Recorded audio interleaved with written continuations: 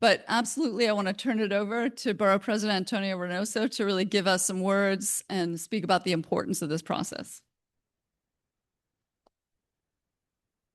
Thank you, Marietta. And hello, everyone. So happy to have you all here. As you all know, that trash is near and dear to my heart, or getting rid of it in a responsible way is.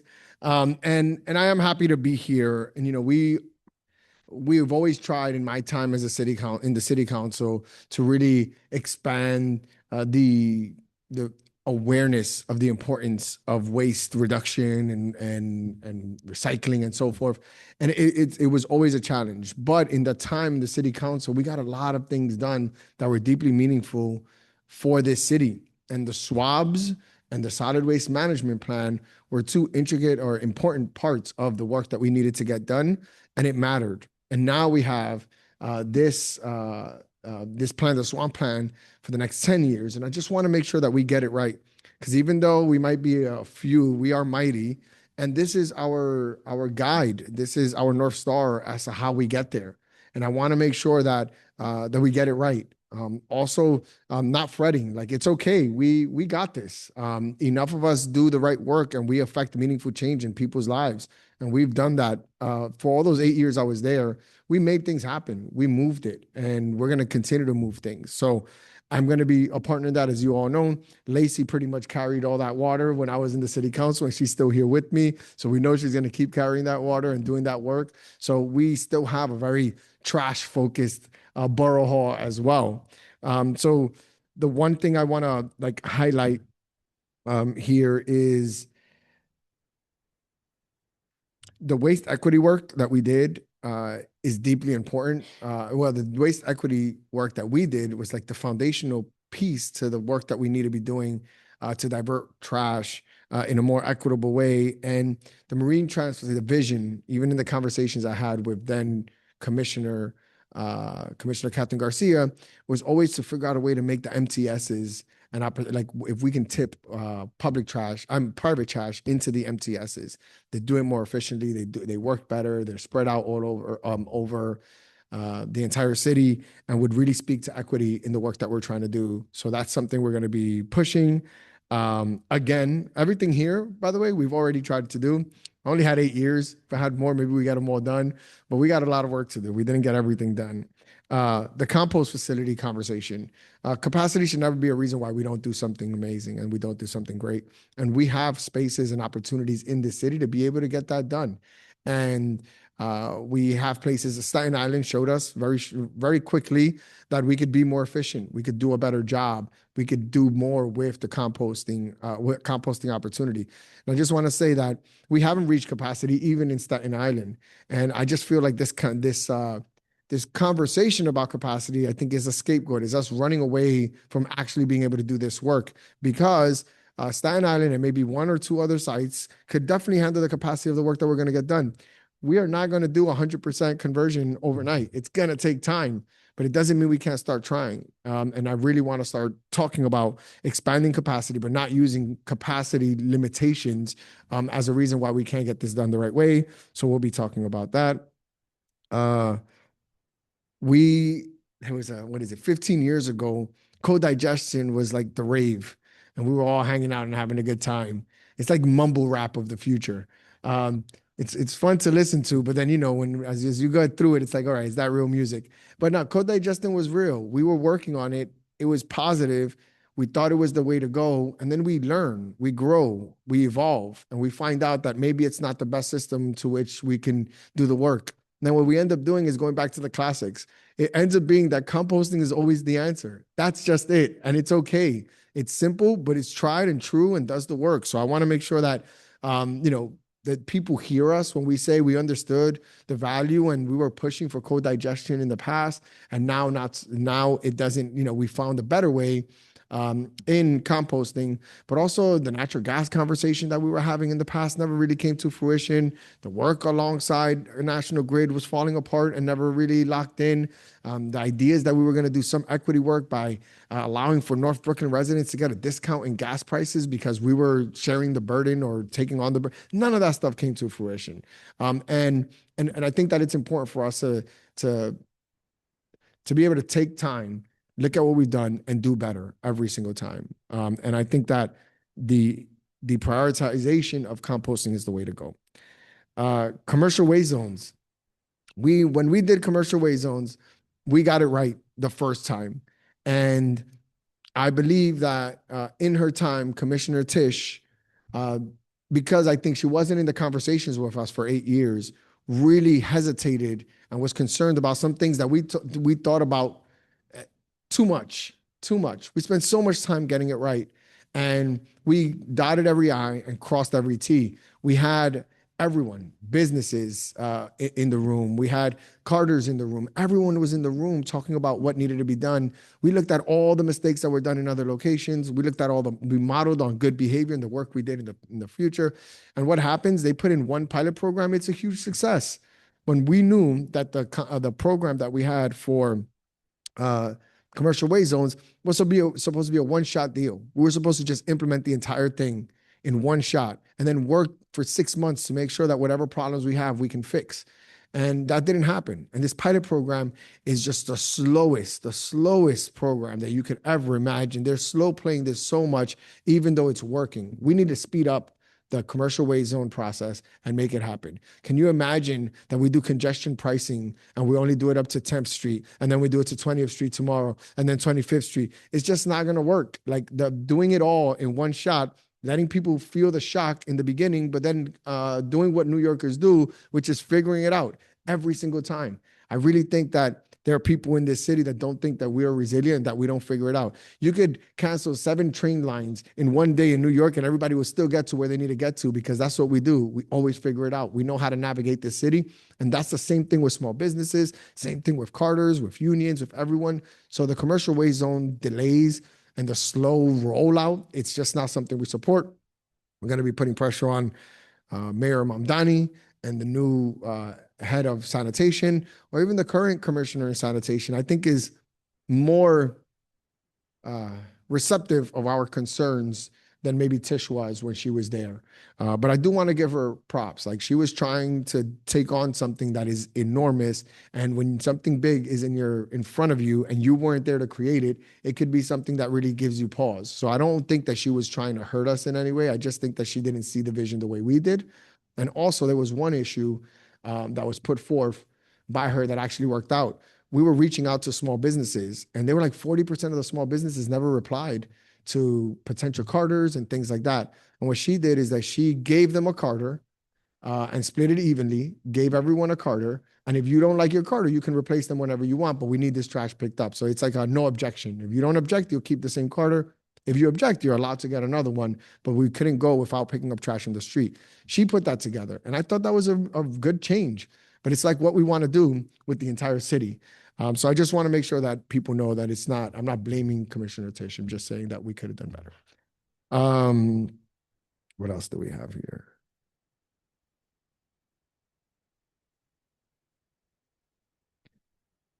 Recycling and organics containerization. I'm gonna just say that and nothing else. I have containerization is like, I love containerization. I think is the smartest thing ever. But I recently had a conversation with somebody that said, we only need to containerize organic waste. If everybody else does every other diversion appropriately, the rats don't care about cardboard or plastic bottles or cans. Well, if they're dirty cans, but if we do it right, you only need to contain organics. But we're New Yorkers and we don't necessarily do trash right. So I'm gonna let it live. NYCHA residents and doing better there and really informing folks on how we can do that work as well. I think we fall short on the education and the education and just the infrastructure to be able to do that the right way. And the infrastructure ideas that we put forth are not great. I'll just give one example. They have the smallest little place where you put trash in and it falls down the chute. And then if you don't do that, and that room gets packed because it doesn't fit, or you can go downstairs with your trash and put it in bins outside that are tiny, that you wouldn't put for a 6-family home, let alone a 600-person unit building. So I just think we could do better there. Single-use plastics out of schools, which is like, we control that. That is fully our job. Like we have full control over procurement and being able to make that happen. Incentives for recycling and reuse of construction and demolition waste, also have full control over that. So that's what we're going to talk about. We're going to implement, we're going to push for the SWAMP plan. So just wanted to let you guys know where we are. And in just this little bit of like this 5 minutes that we've been talking, I miss this so much. I don't know if you can tell. And you know, it's not a primer. Obviously, I'm now the borough president of the entire borough, and I'm not the chair of sanitation. But there's so much potential in the work that we need to do. And remember, in my time, we also pushed save as you throw, which was, and I just want to say we called it was pay as you throw, and we changed it to save as you throw. But I still think, look, we need a lot of carrots to make this stuff work. But when it doesn't work, the stick is absolutely necessary. And if it was just carrots, we would be incentivizing drivers without ever giving them tickets to make things happen. But if you want to change behavior, people need to feel it somewhere. And I just think that it's not wrong to say.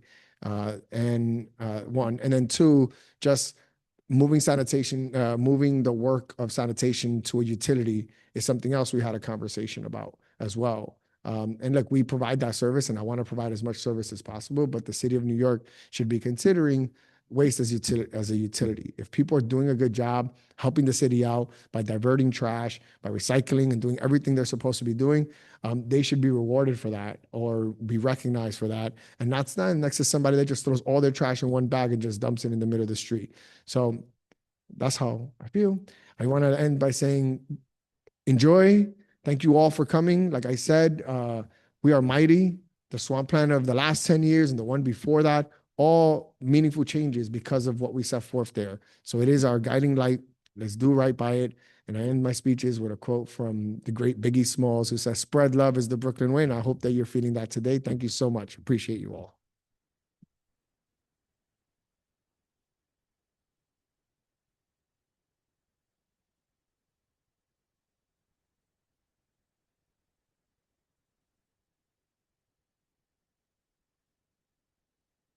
Okay. Thank you so much, Borough President Reynoso. It's always so inspiring to hear you speak. So we are ready to start calling people up. So are we still starting with group 2? Okay. So can we call up Samantha Coco Klein, Jean Ryan, Tova Salzinger, and Maggie Clark? Oh, sorry. You guys can sit. You can sit over here, or you're on deck. You're ready to go next. Okay. So we're sorry about that, everybody. Yeah, that is group 2.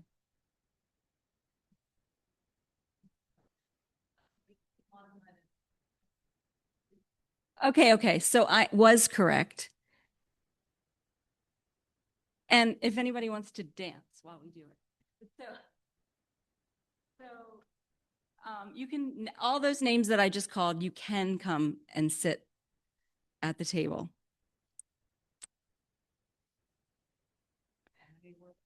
Samantha, Jean, Tova, and Maggie. So this we're going to leave out because we're going to have Jean come in her chair. So step back for a minute, Mag. There you go. How's that? Oh, I'm sorry. Okay. Okay. Cool.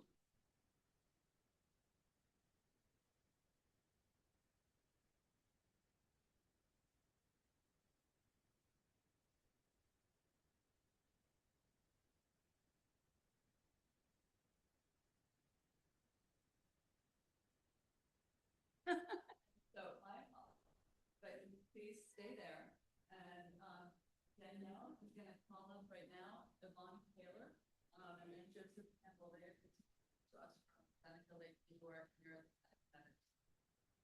And everyone has 3 minutes to speak.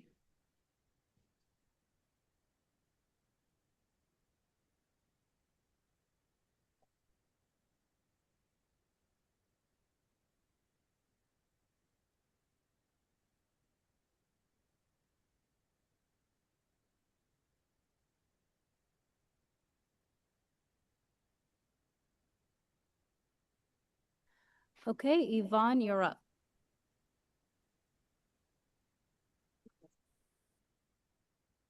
Thank you so much. Yes, my name is Yvonne Taylor, and I am the Vice President of Seneca Lake Guardian, an organization in the Finger Lakes region of New York. Sadly, our community is home to Seneca Meadows, New York State's largest landfill, and the single largest point source of methane in the state. It is owned and operated by Waste Connections, a Texas-based for-profit corporation, and every single day, Seneca Meadows accepts up to 6,000 tons of garbage. Nearly a third of it comes from New York City and generates up to 200,000 gallons of toxic PFAS-laden leachate, which then gets trucked to sewage facilities that don't have the mechanism for removing these and other toxic contaminants before discharging them into our waterways and upstream from drinking water sources statewide, including the Mohawk and Hudson rivers. With so much of New York City's trash sent to Seneca Meadows every year, our home has become the garbage can that you don't see. But there is no away in throwaway. As a community that's been designated by New York State as disadvantaged, with cancer rates far above state and national averages, receiving even more waste is an existential threat. So we need New York City to recognize that its current solid waste management plan has dire consequences for our community unless it makes significant changes. And what New York City chooses to do could have a significant impact on whether or not this landfill closes when it's full or gets a permit to expand by another 47 acres and keep operating through 2040. As a school teacher, I see the harms every day. Kids like 12-year-old Leo Mull, who has grown up going to school within eyesight and smelling distance of the landfill, come to mind. He and his friends play on sports fields under the shadow of garbage. They take school buses that sit parked in the landfill overnight, filling up with harmful gases. Their parents have to take them out of school on bad days to avoid asthma attacks, headaches, and nausea. And Leo is not alone. We recently conducted a survey of more than 700 residents, and the results were striking. 60% have or had children at home near the landfill, and more than half have kids attending school nearby.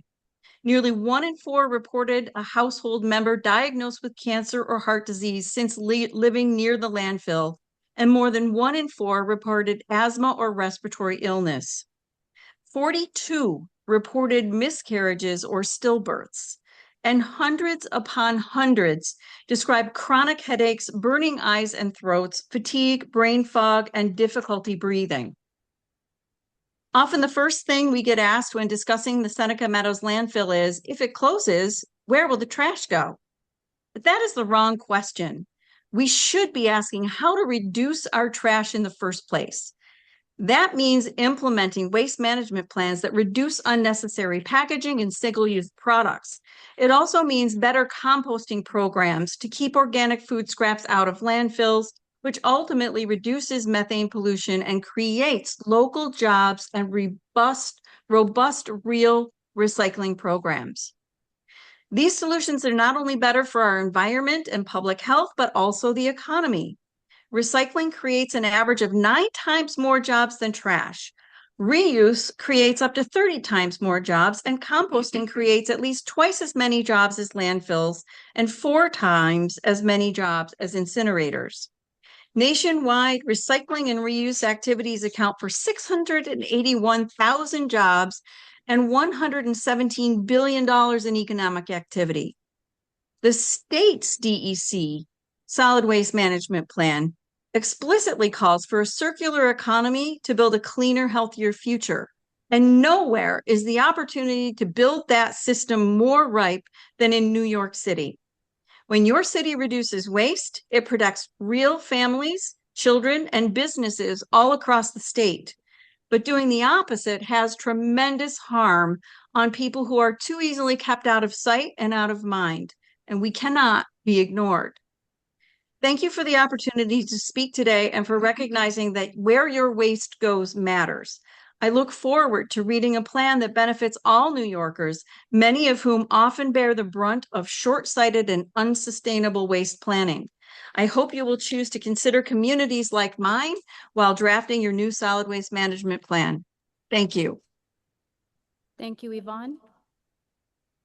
Next up, we have Joseph Campbell. And you have 3 minutes to testify. Yeah, I won't take that long. Thanks for the opportunity to provide testimony to the Solid Waste Advisory Board. My name is Joseph Campbell, not Yvonne Taylor. And I'm president and co-founder of Seneca Lake Guardian, situated here in the beautiful Finger Lakes region of New York State, living in the shadow of Seneca Meadows.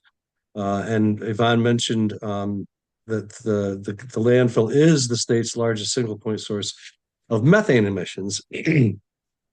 And as New York City addresses its own solid waste problems, I urge you all to consider the millions of dollars it costs to the city to truck solid waste to our area and elsewhere could be alleviated to a large extent by instituting citywide composting. The fraction of garbage that is made up by organics has been estimated to be anywhere from 30 to 50%. And it's the organic component that becomes methane through the anaerobic breakdown of that waste in landfills. The city of Geneva at the north end of Seneca Lake has a pilot program in place that uses vermicomposting, basically a concrete trench inoculated with worms. That's low-tech stuff.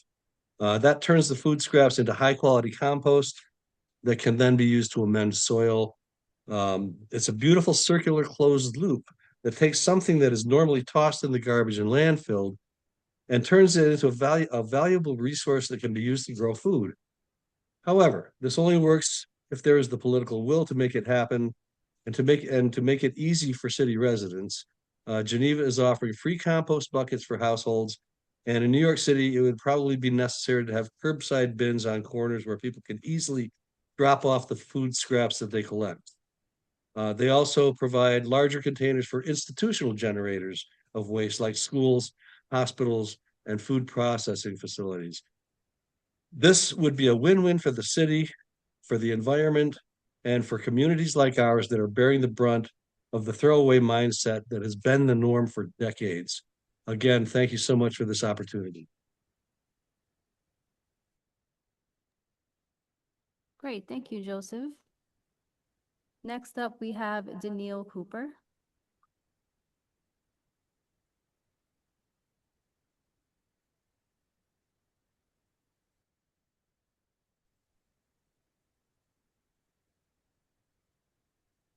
Hello, I hope you can hear me. Yes, we can Okay. hear you. Great. All right. So my name is Danielle Cooper. I'm a former Manhattan SWAB member and former chair of the Nitro Recycling Committee. I'm here today to share the results of recent independent research I conducted with my colleague Etienne Berthet on how the presence of building property managers may affect multifamily housing recycling across New York's community districts. This potential correlation highlights the need for DSNY to add measurable diversion performance programs such as participation, contamination, and program design to its final SWAMP plan. While DSNY's recycling programs is theoretically implemented citywide, recycling rates vary by neighborhood, where lowest and highest recycling rates per community district have held a wide average range of 5 to 29% for the past decade. Past research on New York recycling by Maggie Clark and J.A. Manti identifies the association of these community level differences with socioeconomic factors such as income, education, and race, but attributes poor recycling behaviors to barriers in safety, cleanliness, convenience, and program comprehension at the level of residential building and municipality. Multiple studies show that environmental attitudes such as self-efficacy, perceived community norms, and satisfaction with service quality are key drivers for recycling behavior. And these are all factors that DSNY can control in the way that it implements its programs and communicates it to its residents. These barriers become amplified in multifamily buildings, where building-wide recycling programs occur within the citywide recycling program. Multiple studies and industry organizations identify property managers as key influencers to multifamily residential recycling participation, indicating that DSNY could make substantial gains in recovery rates through targeted campaigns to specific community districts and specific building property managers. Our research reviewed DSNY CD level waste generation data from 1993 to present and coupled it with Department of City Planning tax lock data to see where community districts of comparable income and density and within the same borough might experience different recycling rates due to the presence or lack of property manager. Firstly, our results show that districts with similar socioeconomic and density profiles can differ substantially in their building size and distribution, and thus the presence of a property manager. But notably, we found that low-income, medium-density Brooklyn 9 and 16, and high-income, low-density Queens 11 and 8, here are the districts with a greater prevalence of multifamily buildings considered over 9 units consistently. Okay, thank you. I hope DSNY does targeted community level district research. Thank you for your time. Thank you, Danielle. Next, I'd like to call on Mark Pittifer.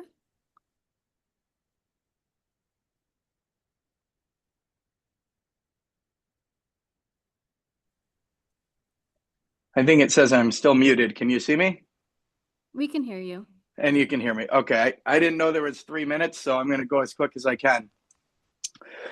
My name is Mark Pittifer. I'm the spokesperson for the Waterloo Container Company, the largest stocking distributor in the northeastern United States and northeastern Canada for wine and glass bottles. We are located right across the street from the Seneca Meadows landfill, which was mentioned by the great Yvonne Taylor earlier. We employ about 100 people from the region, and these are not just workers, they're parents, neighbors, volunteers, and taxpayers that every single day come to work expecting a safe and healthy environment. But too often that expectation is not met because of our proximity to the Seneca Meadows landfill. Because of our concerns were previously dismissed, our company president, at a personal expense of $25,000, invested in state-of-the-art AcroLog air monitoring equipment, which is the same required by the State Department of Environmental Conservation on landfill borders, so we could not speculate and not exaggerate, but rely on a third-party verified data. It's worth noting that H2S gas, which our equipment detects, is a primary compound associated with landfill odors. According to the New York State Department of Health, studies conducted in communities surrounded by landfills have elevated levels of hydrogen sulfide, and these complaints cause the H2S gas create complaints that include eye, throat, and lung irritation, nausea, headaches, and nasal blockage, sleeping difficulties, chest pain, weight loss, aggravation of asthma, and these effects, the Department of Health states plainly, are consistent with regular exposure to H2S hydrogen sulfide. The CDC further explains that H2S gas is heavier than air and can be detectable by the human nose between 0.005 to 0.3 parts per million, meaning as low as 0.05 parts per billion. That's important because the World Health Organization goes on to recommend that hydrogen sulfide concentrations don't exceed 5 parts per billion in order to avoid substantial complaints on odor. Now, our monitor, just between July 24th and August 25th, on 31 days, our instrumentation detected landfill hydrogen sulfide 52 separate times at or above the recognized odor detection threshold. It's not a rare event, it's a pattern. On multiple occasions, our employees have become ill at work. Some have gone home with nausea and stomach issues and headaches. They've expressed frustration, anxiety, and concern for their health.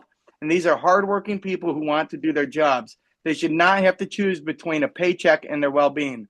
I see I only have 30 seconds left, so I have to end with this.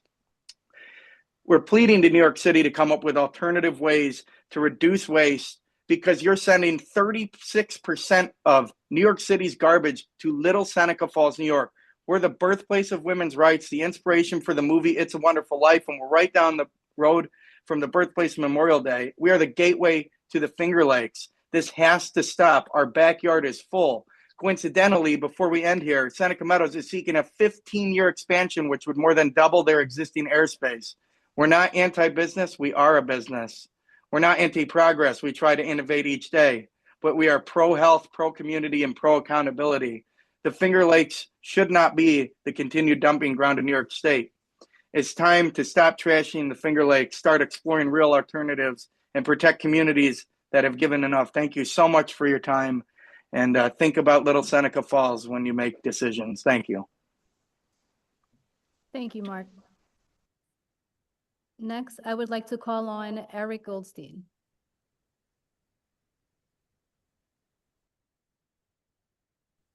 Thank you.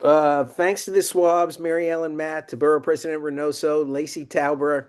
I'm Eric Goldstein from the Natural Resources Defense Council. When NRDC was advocating for passage of Local Law 19 of 1989, the city's mandatory recycling law, the creation of the SWABs was a very important provision for us. And we're delighted to see how the SWABs have played such an important role over the years, including in this new draft plan activity right now. The plan has lots of great information for anyone who wants helpful background. This is as good a place as any to turn to. And so bravo to Jen McDonald and to Kate Kitchener for putting it all together. Transform Don't Trash Coalition, of which NRDC is a part, has prepared a people swamp with helpful input from many of you. We've had 30 recommendations. If you'd like to see that and you haven't, I'll put my contact information in the chat. Three quick major shortcomings we've identified in this plan. The first relates to composting. We all know composting's benefits and concerns with anaerobic co-digestion. But the plan's reliance on co-digestion as the major way in which we'll deal with organics, the single largest part of the city's waste stream, and the failure to have a new Marshall Plan for advancing composting processing capacity, supporting community composting, training building managers, educating the public, all of those composting shortfalls is perhaps, in our view, the biggest failure of the draft plan to date. Second shortcoming relates to environmental justice issues. Again, the draft plan has great language, says all the right things, but it falls short in a number of areas. Continuing reliance on the Essex County incinerator for 7 years and failure to say that even after that, the contract won't be renewed. The need to commit to strengthening of the waste equity law, the failure to commit to the use of marine transfer stations to handle commercial waste. All of those and other environmental justice issues need to be tightened in the final version. And the third area is the simple failure for the plan to set forth timetables, intermediate deadlines, performance indicators. The lesson of the past 3.5 decades is we need deadlines, we need to measure performance, we need to have consequences if we don't meet the goals, and we need to have a program for revising the plan accordingly. Obviously, there are many other issues that need to be tightened up in this plan: public education and outreach, NYCHA waste handling, waste prevention, especially reducing plastics in the waste stream. But the three I've identified are three that are particularly important to NRDC. We hope that the SWABs, we know that the SWABs will be active on those and other issues, and we appreciate your attention. Great, thank you, Eric.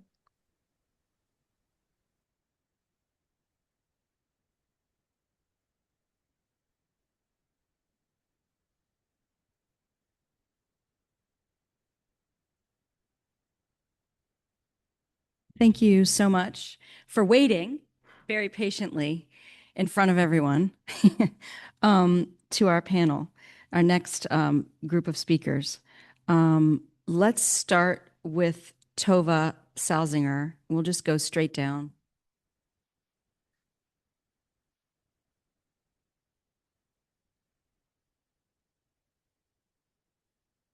While we're getting set up, everyone just remember to silence your cell phones if. Good evening, and thank you for the opportunity to speak. My name is Tova Salzinger, and I'm a Program and Development Associate at Cafeteria Culture. We are an environmental education nonprofit that works with New York City public schools to reduce food waste and build hyperlocal community-based composting systems that keep organics in the neighborhoods where they're generated. We strongly support the city's commitment to expanding organics diversion. However, we urge DSNY and the city to prioritize funding and expansion of neighborhood-scale community composting and to increase the processing capacity of existing sites rather than relying heavily on co-digestion and other centralized processing approaches. The city should increase dedicated funding for community composting, align school organics collection with local processing and treat co-digestion as supplemental, not central, to the city's organic strategy. Our students are teaming up with Compost Power to show that local composting on a larger scale is possible in an urban environment. We are now piloting systemic food waste reduction measures at the source combined with local community composting. After mapping the journey of their trash and their organics and learning that most brown bin food scraps are trucked for co-digestion, causing traffic, emissions, and other environmental harms, our students told us that they wanted to disrupt these harmful systems, and so they did. These students now lead a weekly community compost day, diverting 50 to 70 pounds of cafeteria food scraps in a single day, all of which are processed locally at Polo Grounds, a NYCHA property. Our staff walks the food scraps to the site where Compost Power employs local residents to process them. Students regularly help process their own food scraps, transforming what would otherwise be a waste burden into a local resource that supports healthy soil, food production, and community jobs. Our newly hired compost coordinator has walked over 800 pounds of food scraps from the cafeteria to Polo Grounds to be processed locally since this past October. That material did not travel long distances, was not co-digested to become toxic biosolids, and did not require complex infrastructure. It stayed in the community to be processed and to be used locally. Just as importantly, this work has become a powerful education opportunity. Students are not only sorting food scraps correctly, they're learning why it matters. They are bringing that knowledge home and educating their families, turning daily cafeteria routines into climate action and community engagement. Co-digestion may play a role in managing biosolids, but it does not deliver the same climate, environmental justice, education, or community benefits as local composting. Community composting reduces truck traffic, builds public participation, produces compost that is actually used in the city, and creates opportunities for local jobs and local stewardship, especially in schools and NYCHA communities. If New York City wants organics diversion to succeed long-term, community composting must be a core investment, not a supplemental program. Thank you.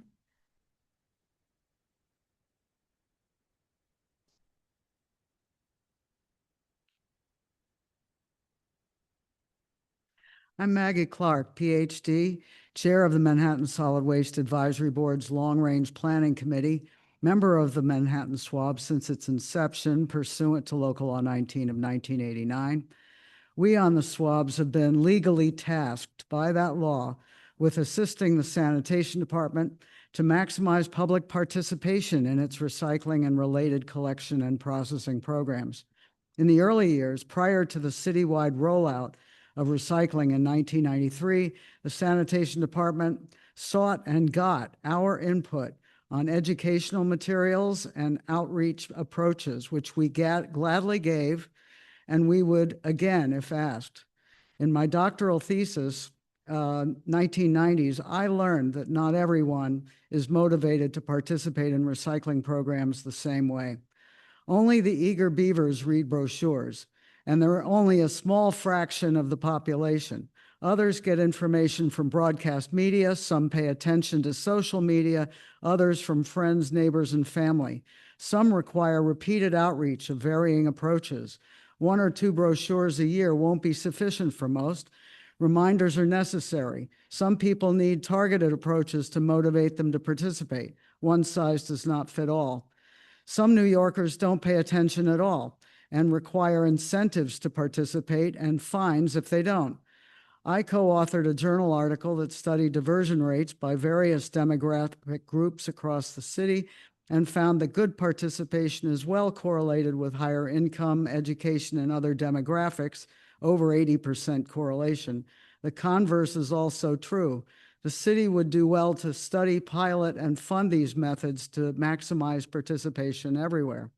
At a recent conference of the New York State Association for Reduction, Reuse, and Recycling, we learned that the best practice for funding programs that motivate maximum participation in curbside programs requires expenditure of $10 per household per year. With 3.3 million households in New York City, the Sanitation Department should be asking the administration and City Council for $33 million a year just for funding education and outreach programs. We know that the sanitation department has been allocating a small fraction of this funding per year for education and outreach, and over 30 years of underfunding recycling education, it is no wonder that we're achieving only about 50% capture rates for recyclables, and after 2 years, less than 10% for organics. It is regrettable that no money is spent for curbside collection of durable products discarded for reuse and repair. And there are no municipal collections at curbside and centralized repair, despite the far greater value per ton of repaired goods compared with recycled commodities and organics. In addition to designing and disseminating educational materials targeted to different segments of the population, consistently and frequently enough, varying the different segments of the population and targeted to different segments of the population consistently and frequently, varying the approach to keep interest high, this funding must also include studies to understand the level of the public's understanding of the collection programs and attitudes towards participation by different segments of our population, and how different demographics can best be motivated to participate. The studies should determine the education and outreach designs that work best for different population groups. I conducted such knowledge and attitude studies in New York City in 2004 and 2005 and presented my data at conferences, learning, among other things, that the main reasons for non-participation was forgetting to recycle and being confused about what to recycle. That was 60% of the responses. As the sanitation department did numerous times prior to its 1993 recycling rollout, new education and outreach designs and approaches should be tested and improved with pilot studies as part of the commitments made in the current solid waste management plan. The large expenditure that the city has made on recycling and organics infrastructure won't by itself increase the diversion rate away from costly and environmentally damaging export of our resources to be burned and buried. It is false economy to spend $500 million per year to export so much of our recyclables and organics, as well as reusable and repairable consumer goods left at curbside, depriving us of the local jobs possible by processing the resources locally and not receiving revenues from the sale of the commodities and repaired goods that get burned and buried. Since Local Law 19 of 1989 stipulates that the SWABs advise the Department of Sanitation on ways to increase participation, the department invited the SWABs in 1990 to participate in biweekly meetings with them and their consultants to help them narrow planning scenarios in preparation of the 1992 SWAMP. I attended those meetings, and we in the SWAB had hoped that the sanitation department would invite the SWABs to participate in planning of the current SWAMP. We would have been happy to do this. We ask that going forward, the sanitation department reach out to us on an ongoing basis to have input into planning, design, and execution of activities to optimize public participation in reuse, recycling, and organics collection programs as Local Law 19 requires. Okay, thank you. Hi, good evening. I'm Dr. Samantha Coco-Klein. I'm an independent expert on children and climate change and adjunct professor at Hunter College. I just want to start with thanks to DSNY. Hands down, sanitation is one of the most important city services. It is one of the most dangerous jobs that can be done and is also one of the least appreciated. So I just want to start by saying DSNY, we see you and we value you. As I work on children and climate and environment, I was thrilled to see that the New York City Public Schools were consulted and included in the plan, and that I'm also not the only speaker looking at that section. But I would like to encourage the DSNY to be much more ambitious when it comes to what they are planning with the schools. As noted in the 2023 waste characterization study, as much as 85% of school waste could be diverted. Currently, only 17% is. So we see in the plan that there are ambitions and strategies around reducing single waste in schools and some pilots. But we need clear targets and ambitious targets at that. Another gap is the contamination rate. We can see that schools are recycling, but contamination rates are high and rising, so that most of what the children are recycling is not actually being used. This is a huge opportunity, not only to improve the amount of waste that can be diverted, but also to do the education, which the other speakers before me have spoken about. Young people, not only are you setting them up for lifetime habits, but young people are also communicators within their own families and communities. So this has a much bigger effect. We also have a generation of young people who are highly motivated to take action on the climate and environment, and we should be encouraging that as much as possible. Finally, I would like to come back to the broader issue of reducing waste that is coming out of New York City. Environmental groups across the state have been lobbying for the Packaging Reduction and Recycling Infrastructure Act, which, if passed, could accelerate reductions in solid waste. I understand that this plan focuses on what DSNY has in their wheelhouse and not external factors, but I think the plan should clearly note what they could achieve if this act was passed, and to what extent it would help to reduce and address the problem of waste in New York. Thank you very much. Thank you. And now Jean Ryan.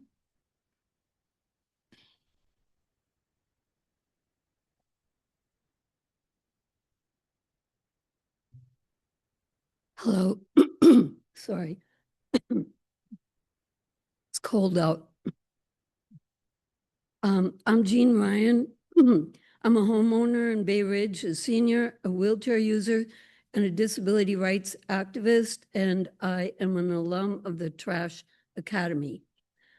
I recommend several actions, some of which are recommended in the 2026 report, and some of which aren't.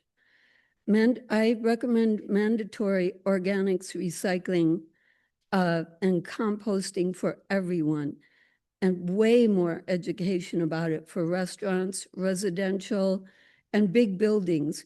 I have friends who live in big buildings and they just throw everything in one lump. They haven't been recycling ever. And we've been recycling in individual households for many years. Then I also recommend textile recycling for smaller buildings. That's in the in the recommendation. But how is it going to be held? We can't go into any big building, into their textile, recycling, whatever it is. I've never been in a big building that has it that I know of. And so where would we go? So that needs to be fairly close to people. Otherwise, they're not going to do it. But, we need, why would we be throwing away like clothes that can't be fixed or worn, in the trash? Curbside containers, I recommend that they be everywhere. They take everything, sorted, and they be in all neighborhoods, because there are so many bins that are blocking passage for people who use strollers and wheelchairs.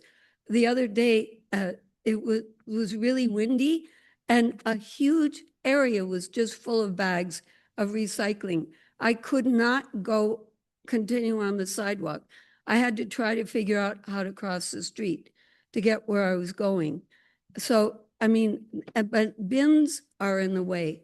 So many, it doesn't even make sense to have bin after bin after bin on the sidewalk. Why don't we have curbside bins? I think they should be all over, and not just for big buildings, but they should also be for small single-family homes. Uniform regulated recycling sorting for customers in restaurants with words and symbols. It's different in every single restaurant. And you have to, even if you have a PhD, you can't figure out where to put your stuff. And how do you know if that sellable is recyclable or not? Because it looks like paper, but I don't think it is. And then we need a way to get rid of reusable goods that are difficult to get rid of. I have a lamp. It's perfectly good fixture, but where do I put it? And then lastly, sorting and people believing that their trash just gets all thrown together in the end. And so many people have told me that when I bring up the topic in a friendly way. Oh, it all gets thrown together anyway. And the sanitation men even say that. And some people have told me they see the sanitation dumping it all together. So there's needs to be a lot of education about that, because nobody's going to want to sort if they think it doesn't stay sorted. And then there's the difficulty of sorting, like where do you put a waxed container versus a plastic coated container? I don't know. It's really difficult to know that kind of stuff. And I went to the Trash Academy and I've asked questions and I've looked and everything, and who knows? So, and the last thing is, I think that all drink containers should be charged, whether it's juice, Kool-Aid, I don't care what it is. If it's a liquid in a plastic or a little box, it should be charged recycling fee, and everything should, that would be a way to encourage people to recycle more if they had to pay for it. Thank you. Thank you. Okay, so next we will call up our Zoom group, starting with Christine Hegel. I don't know how to do this. Sorry. Thank you.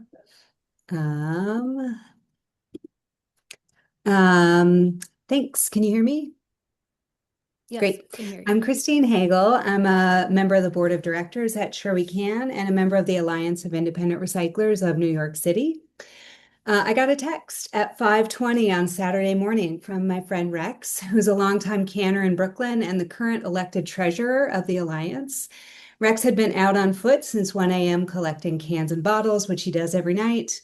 And by 5:20, he was walking up Bedford Avenue when he noticed flames shooting out of the window above a bar. Someone had already called firefighters, but Rex also texted me to let me know, since it's a few blocks from my house and I know the owners of that particular bar. And that text from Rex reinforced my sense that canners quietly and consistently do good work for this city. I think of Rex and all bottle and can redeemers as a green army, walking the streets every day, fighting an ongoing battle to hold beverage companies accountable for the waste they produce. Canners are key to New York's 70% redemption rate. They care about sustainability, and they're stakeholders in solid waste management. At the same time, redemption rates are lower here than we see in other US cities with container deposit EPR, and container redemption is just one piece of the puzzle. As the DSNY's draft solid waste management plan notes, 17% of MSW is diverted, only 17% of MSW is diverted or recycled, which is far less than it should be. To address the chronically low diversion rate, the draft plan proposes to, quote, expand residential drop-off and recycling programs, end quote, by maintaining and improving existing drop-off programs, expanding community reuse and recycling events, and advocating for and advancing EPR programs. The draft plan also proposes that the DSNY will, quote, increase residential recycling participation and quality, end quote. These are not new aims, but how to accomplish them. And I want to pick up on two words in this section of the draft plan: community and participation. In aiming to increase community participation, the DSNY wisely acknowledges that they cannot reduce and manage the city's waste without the involvement of residents. Agreed. As such, this plan could be vastly improved by outlining more specific pathways to working directly with local residents, including those in the Alliance of Independent Recyclers and nonprofits. We advocate for community-based repair, reuse, redemption, and recycling centers because such programs support materials recovery and advanced just transition and circular economy goals. This is happening in, for instance, Portland, Oregon, where the city has contracted with and invested in our sister organization, GroundScore, to provide low barrier work to those already working informally in the waste sector. Our city can invest in this approach as well and can start by making the commitment to community participation more explicit and actionable in the plan. Thank you. Thank you. Thank you, Christine. Next, I'd like to call on Alejandra Torres.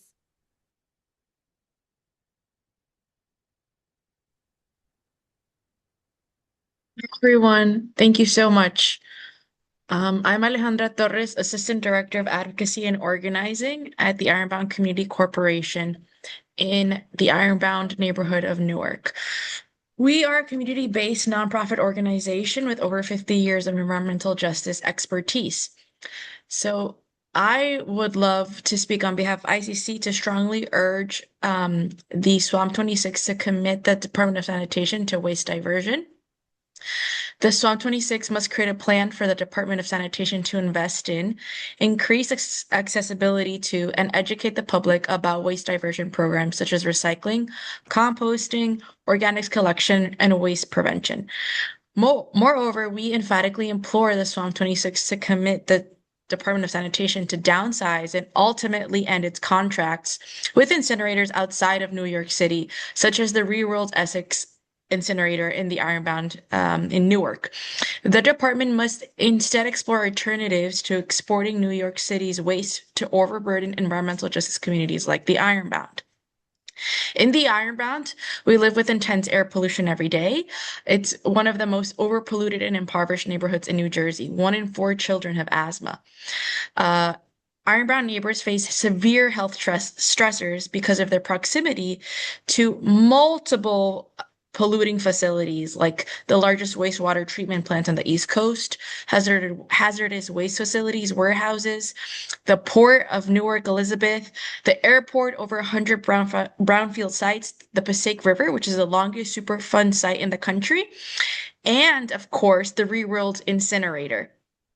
This obviously contributes to elevated health risks and higher rates of asthma, which reflects the detrimental impact of poor air quality and other environmental hazards.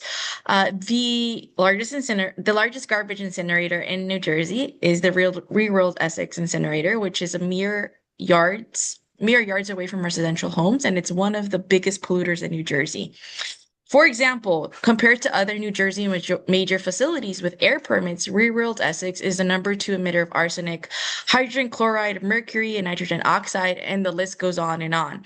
It's also a bad actor. It's had over 800 air permit violations since 2005. The most egregious violation was pretty recent in 2019. The incinerator burned unauthorized medical waste, which resulted in pink and purple smoke. So, when the incinerator burns trash, highly toxic chemicals like dioxins are formed in the combustion process and immediately released into the air that New Yorkers breathe. So that means that when Reworld Essex burns New York City's trash, the lives of Ironbound pay the consequences. Manhattan sends 100% of its waste to incineration, and 66% of that goes to Reworld Essex. So, as other folks have said, this is environmental injustice. Oh my goodness. I did not get through half of my testimony, but I just want to uplift really quickly the Transform Don't Trash's People's Swamp. Actually, we did submit a public testimony already to the department and uplifted a lot of the recommendations therein. So thank you to the folks who worked on it, and thank you for focusing on environmental justice, because everyone, regardless of what side of the Hudson River they live on, should be able to breathe clean air. Thank you very much.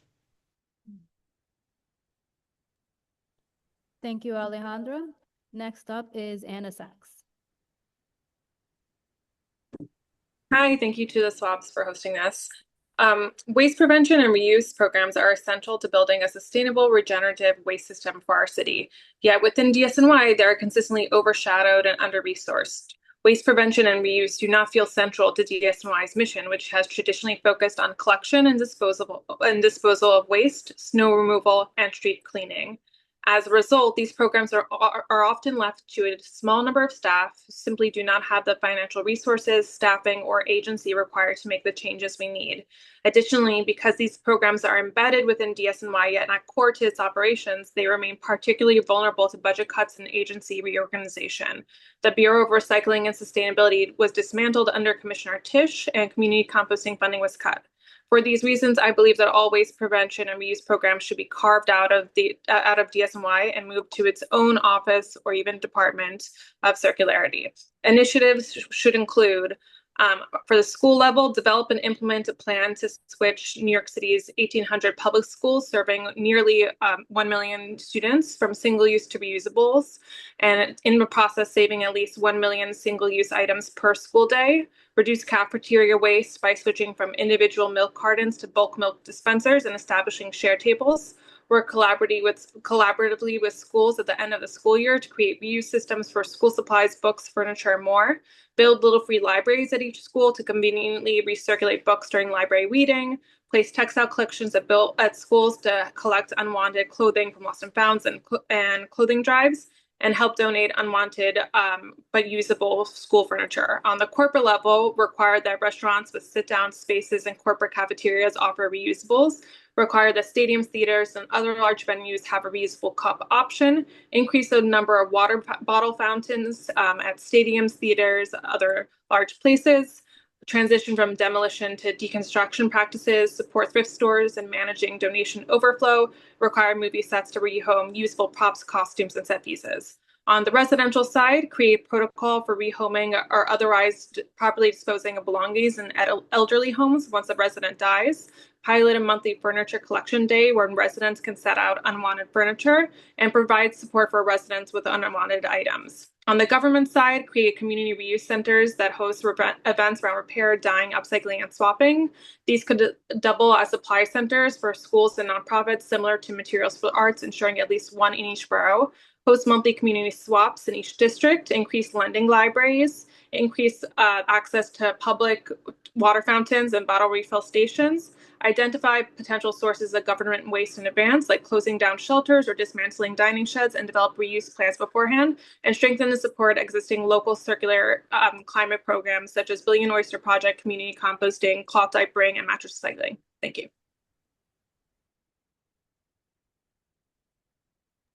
Thank you, Anna. So next up is our in-person group.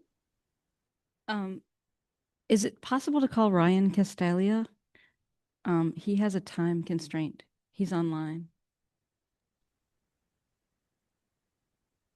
Okay, so next up is Ryan Castalia.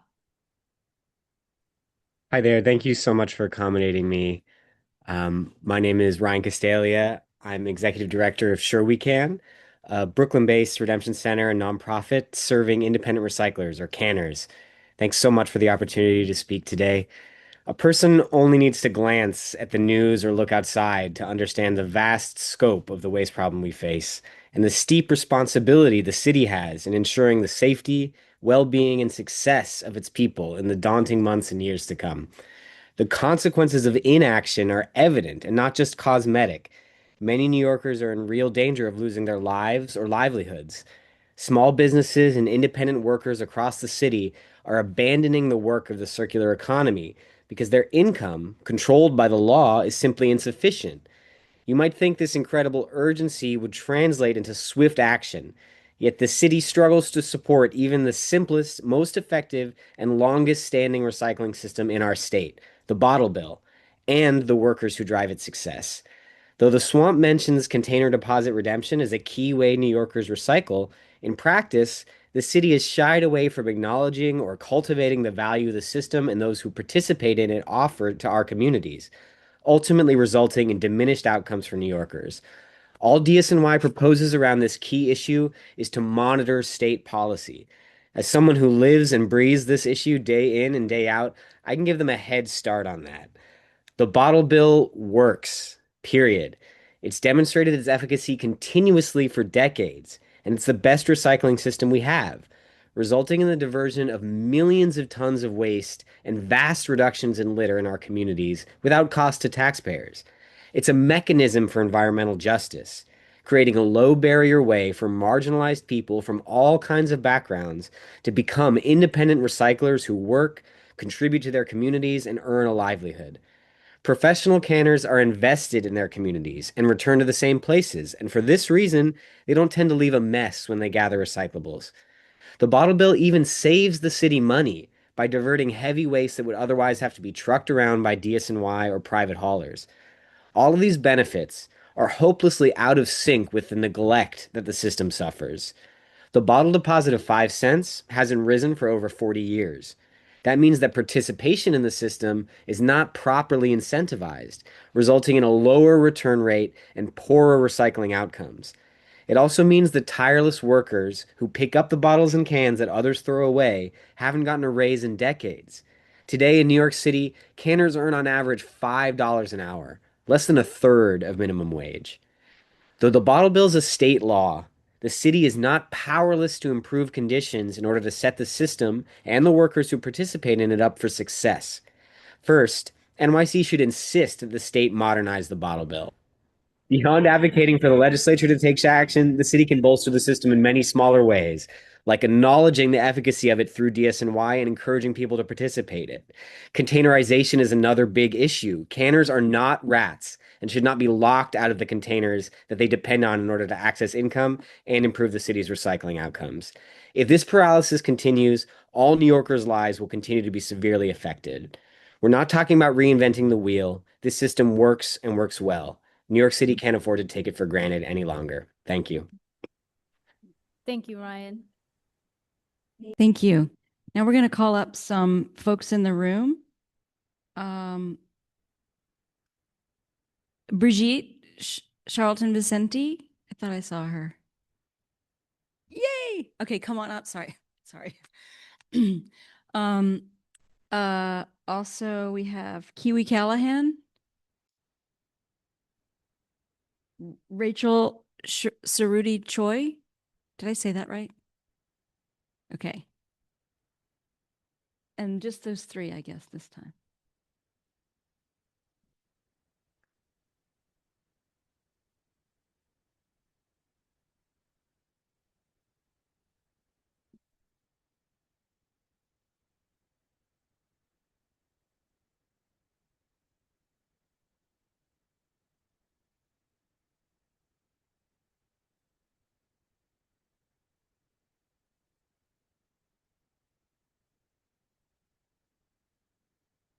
Perfect. Hello. Okay. The swamp lacks innovation, urgency, and community engagement. The Draft Solid Waste Management Plan of 2026 continues a decades-old system designed to underperform despite New Yorkers' demand for better. I'm honored to be in this room with some of those New Yorkers because we deeply care about our city. I'm here today as the Director of Community at FabScrap, a board member of the Manhattan Solid Waste Advisory Board, a former founder of a textile waste diversion business, and a general waste nerd. I've spent years working alongside New Yorkers to reduce waste outside of city systems, not because we want to, but because we must. As a result, I'm urging DSNY to update the draft with the following considerations. The majority of diversion programs cited in the Draft 2026 SWAMP are older than I am, between like 33 and 36-ish. Community composting, textile reuse, and waste prevention programs date back to the 1990s or earlier, yet the plan offers little evidence of modernization, scaling, or adapting to today's waste streams. Meanwhile, New Yorkers are innovating in real time, hosting repair cafes, developing textile recycling technology, composting demonstrations, and more, and they want the city's help. In my experience, the more the merrier at the waste management events. I personally organized over 50 events across New York City, engaging thousands of residents in textile reuse and repair, from mending clubs on the R train to weekend-long circular fashion playground experiences. These efforts demonstrate that innovation does not have to be expensive, too. Swapping with your neighbor instead of throwing something away is about as low cost and accessible as it gets. Business as usual is what got us into this mess. I urge DSNY to move beyond maintaining the status quo and instead commit to piloting, funding, and scaling innovation diversion models. not only for a less trashy New York, but for meaningful economic and social development. Now, I wish I could stop there, but the draft SWAMP is not only continuing business as usual, it is actively delaying meaningful impact.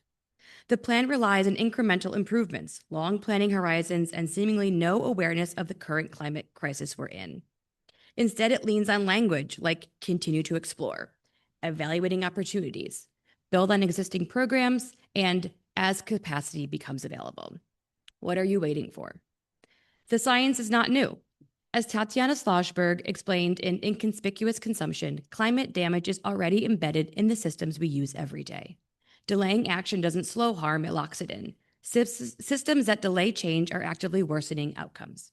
So I urge the DSNY to act with urgency because every year we continue to explore, it disproportionately burdens environmental justice communities in our city where waste, infrastructure, truck traffic, pollution, and health impacts are already concentrated. So lastly, where is the community engagement? If I ever need to get something done, my first, second, and third choice for help is New Yorkers. This is what I am truly here for because my personal and professional work are living proof of what is possible. At FabScrap, we have diverted more than 2 million pounds of textiles from landfill, and we have self-scaled to provide textile reuse and recycling service to over 900 clients with the support of over 11,000 volunteers. We are proof that when industries are given easy, accessible, and financially viable options, real change happens. We are proof that when New Yorkers are given clear pathways, infrastructure, and support, they show up again and again. And we are proof that waste management works best when it is built with innovation, urgency, and community engagement at its core. Thanks. Thank you. Hi, my name is Kiwi Callahan. I'm an individual. I live in Manhattan on the Upper East Side, and there's so much to unpack in the draft plan, but I just wanted to pull out one thing and share a couple personal stories with you guys about textile recycling. In particular, I wanted to talk about trying to get my building enrolled in Refashion NYC. For context, we are a small townhouse-style building of 10 units, so 5 floors, 2 units per floor. So technically, we are on the threshold of what the size of the building is that is eligible. And I got us all the way through the process, and we were ultimately thwarted by the size of the required bin. So for those who are not familiar, there's the program is run by Housing Works as a partner. Oh, not anymore? Okay, well, anyway. At the time I was applying, it was run by Housing Works, but they required us to use a very specific bin. And the small version of the bin was 6 feet tall, 4 feet wide, and 2 feet deep. My building was built in the 1890s, and our basement just could not accommodate it. It's a weird little layout, and I don't know who made it that way, but I spent an hour down there with blue painter's tape and one of my board members taping out different possibilities of where this bin could possibly go. That's if we could fit it down the teeny tiny staircase, by the way. Which I'm not sure would have been possible. But we couldn't find a place where it wouldn't be impeding some kind of building operation or blocking the meters or touching the boiler or posing some other kind of danger. So I was excited to see that the plan included an expansion of textile recycling to buildings under 10 units, but I would like to respectfully submit that I think the work to be able to expand access to buildings that are like mine is incomplete. I think we need an alternative solution or just be able to use our own bin. If we could just use a regular trash can, we would already have signed up for this program. We would have opted in like yesterday. And I know my neighbors would have too, because I talked to them about possibly putting a bin in their basement and having it be like a dual use bin, and none of us could accommodate it on my block. So I wanted to talk about that. And then I did want to emphasize that I do believe that curbside is really the way to go with textile recycling because these things are heavy. It's really hard to carry a duvet stuffed in a Fresh Direct bag to Union Square on a Sunday in January, which is what I wanted to do yesterday, but couldn't because I actually sustained a minor shoulder injury about 10 days ago, and I didn't feel like quite up to it. So hopefully the Upper West Side one will be the home of my duvet that has been sitting in my single closet for a year. So I really think we are leaving people out of being able to participate in textile recycling by relying on events. I don't think it's sufficient, and I don't think expanding events will solve the problem. The final thing I wanted to share is that I think it's imperative to figure out a way to incentivize landlords to participate and offer this program to renters.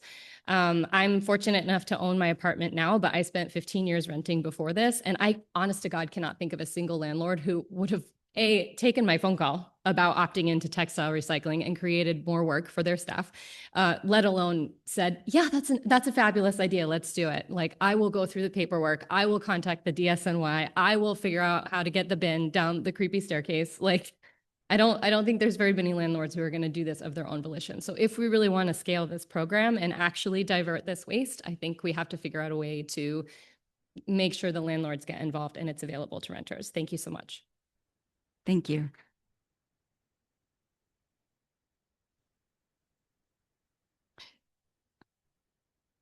Next up is Brigitte.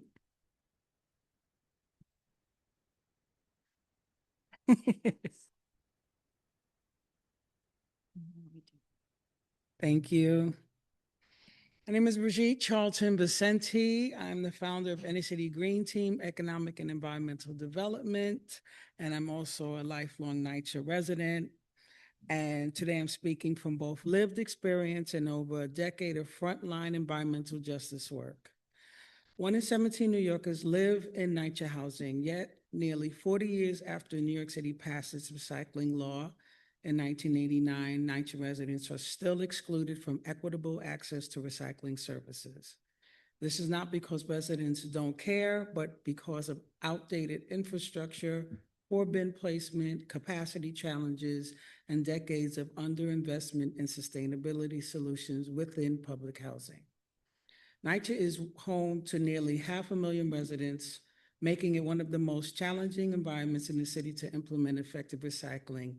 At the same time, these communities experience some of the highest unemployment rates in New York City.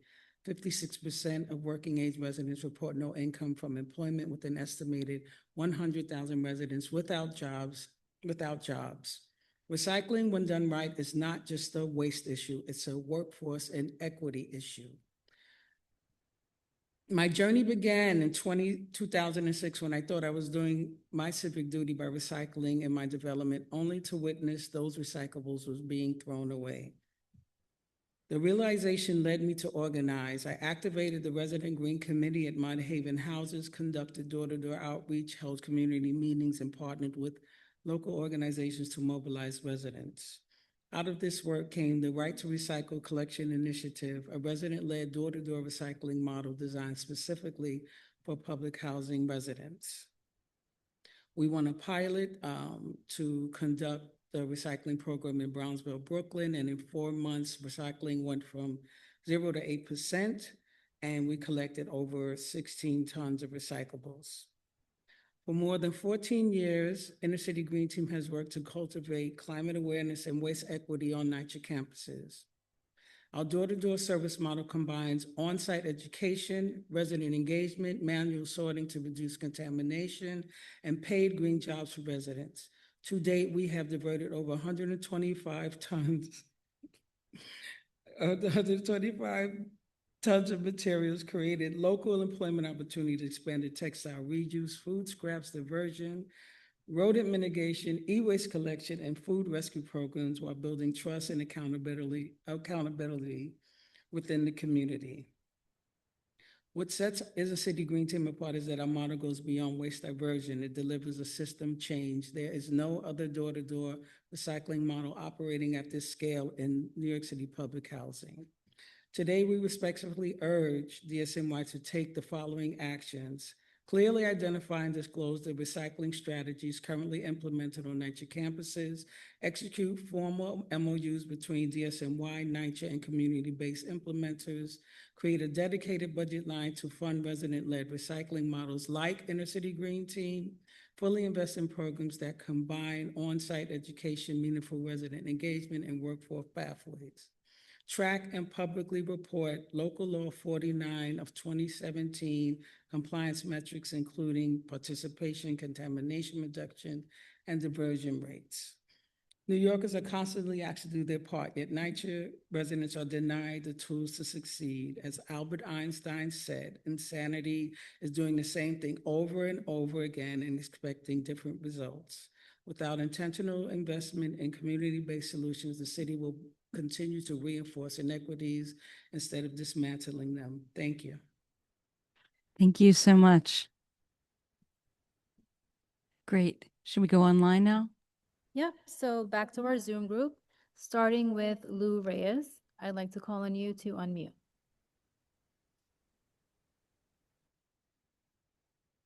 Hi, everyone. Can you hear me? Yes. Yes. Hi, my name is Lou Reyes. I'm the compost rec manager at Queens Botanical Garden. And I'm going to be very succinct, or I'm going to try to. And one of the things that really has resonated is how many elected officials have identified that we could be taking a lot more material. For instance, at Queens Botanical Garden this past year, we've collected just under 70 tons of material. That's not a lot, because we could actually be collecting a lot more. We could be collecting 3 times as much, but our staff consists of 4 people. We're doing work throughout all 19 districts in Queens and some in the Bronx and North Brooklyn. And it's incredibly difficult to actually get the word out about community composting. There's this very big divide as to like what community composting is versus what the brand beans are. And I want to be very clear and say that I am in full support of having a municipal system, but I want to make sure that it's a robust system. I want to make sure that we're actually composting, that we're not that we're not doing something that is not composting. I don't want the community of using the word composting. At Queens Botanical Garden, like a big reuse, like at Earth Matter, like at many other sites like BK Rod, we're actually creating compost. We are giving that compost back to the community, to parks, to nonprofits around New York City, and it's incredibly important for us to sustain that, and really to like to increase the funding of community composting. Anyhow, I'm going to pass it on to other people because I know that it's late and I'm sure that everyone wants to go home.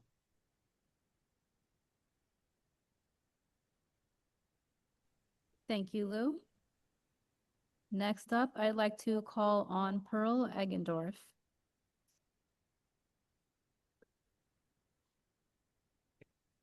Thank you. Thank you, everybody. I'm really honored to be here and to speak with you all. And I'm inspired by all of your testimonies. So thank you for all of the work that you all do. And thank you to DSNY. Again, I'm grateful to all of your efforts in addressing these huge issues. I'm an assistant professor of environmental studies and science at Pace University in Lower Manhattan.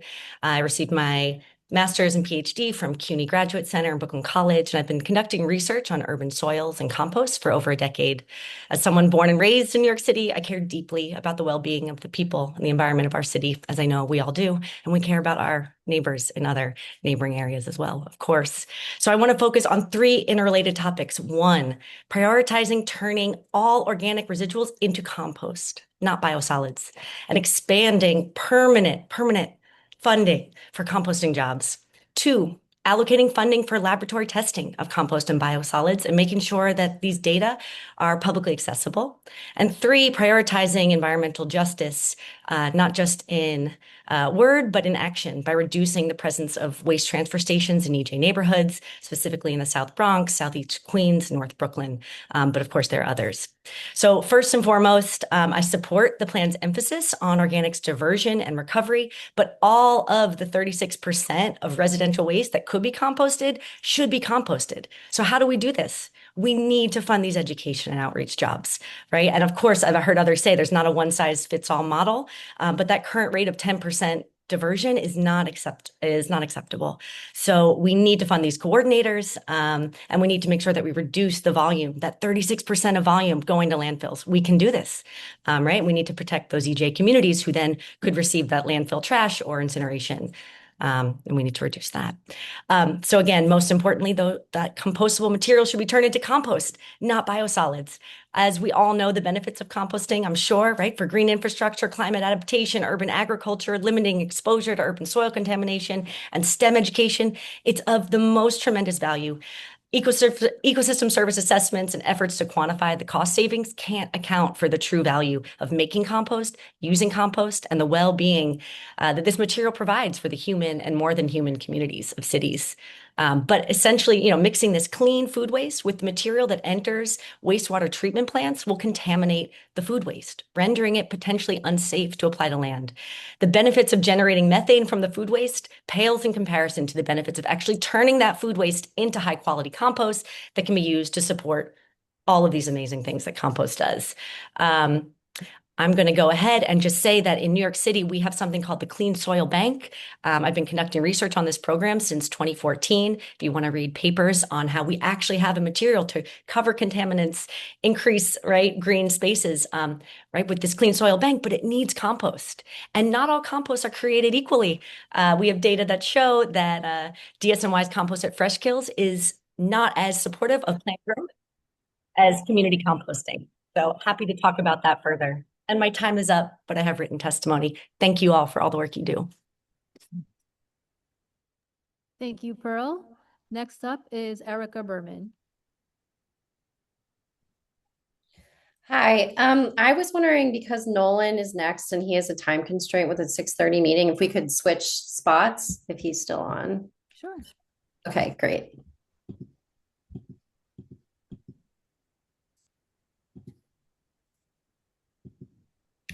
Is he still with us? Okay, good. Thank you, Erica. Thank you so much for having me tonight. My name's Dr. Nolan L. Fontaine. I'm a lifelong resident of Chester, Pennsylvania. That's the traditional lands of the Okie-Hawken and the Lenape-Hawken. I am with Chester residents concerned for quality of living as well. We've been leading the environmental justice movement in Chester for the past 33, going on 34 years this year. And I also serve as the youth coordinator for our environmental justice group called Choices, which makes up about students ages 8 to 18. And some of the things that I've noticed in terms of the amount of trash that comes from NYC to Chester absolutely impacts the health of our students. So in terms of trash being sent, we're asking for New York to be a good neighbor and, approve the draft solid waste 2026 solid waste plan to stop the amount of trash. Some of the things that I noticed in terms of the statistics, 12% of Manhattan's refuse is sent to Chester, 21% of Queens refuse is sent to Chester, and about 200,000 tons of all trash from NYC comes directly about 5 blocks from where I go running. If you ever smell what trash can juice, smells like at the bottom of your trash can, sometimes that's exactly what it smells like when I jog. I'll end with what one of our students has to say about the refuse that's sent. Adrielle, who's one of our 9th grade students that's involved with Choices, says, the incinerator and the trash that's sent here impacts me because I have asthma, and the pollution of the particulate matter, the soot, can penetrate my lungs and impact me. As you think about the draft plan, I ask that you think about all of the students of Choices, students like Adrielle and myself. Believe me, trying to stay in shape and smelling trash that smells like trash can juice burnt every day, not a good feeling. I thank you so much for having us, and thank the Chester residents concerned with quality of living when approving this draft plan. Thank you, Nolan. So next up, I'd like to call on Erica Berman again. Hi, thank you so much. And thank you for hosting this hearing and allowing impacted communities to testify. As Nolan mentioned, Circle is a community, I'm administrator with Circle Elite, and Circle is a community-led nonprofit organization that's focused on clean air, community health, and environmental justice in Chester, PA, which is south of Philadelphia in Delaware County. And Chester has become the dumping ground for the region and is home to the largest trash incinerator in the United States, which burns around 3,500 tons of trash per day. It's a 33-year-old incinerator and the largest in the United States with the least amount of pollution controls. Approximately 20% of the trash burned at Covanta ReWorld is from New York City. In 2023, New York City sent nearly 200,000 tons of trash to be burned in Chester.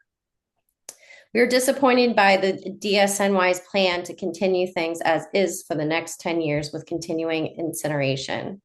This incinerator has wreaked havoc on the health and well-being of residents in Chester City and the region, leading to childhood asthma rates 5 times the national average and cancer rates far beyond the national average. Right now, NYC is complicit in contributing to the environmental racism occurring in the city of Chester. According to the People's Cancer Incidence Screening Tool, as example, laryngeal cancer is 67% higher than the national average and 39% higher than the state average of Pennsylvania, with other similar numbers for other types of cancer. We also know that incineration is by far the worst way to manage waste. When trash is burned, 70% becomes air pollution, 30% is toxic ash. Ash from ReWorld Covanta is then hauled to the county's landfill and contributes to 55% of the total waste sent to the landfill. So roughly 11% is from New York City, is toxic ash in the landfill. And our county did a robust life cycle analysis of incineration versus landfilling. It's a really amazing zero waste plan, a 10-year plan. And that study confirms that the incinerators, human health and environmental costs totaled $337 per ton burned compared to $144 a ton versus directly using the landfill. And then the human health costs for ReWorld Covanta are 23 times higher than that of the landfill. So to close, Circle is currently working with the city of Philadelphia with the Stop Trashing Our Air Act that's currently coming up for vote by council to phase out incineration completely. And we are asking NYC to do the same. We are working with our own county to stop sending the waste, and they are starting that process to the incinerator. So we're asking for the city to do its part in reducing the environmental burdens in our city. There must be a solid plan in place for New York City to phase out incineration. Thank you. Thank you, Erica. Next up is David Kronheim. If you can please unmute.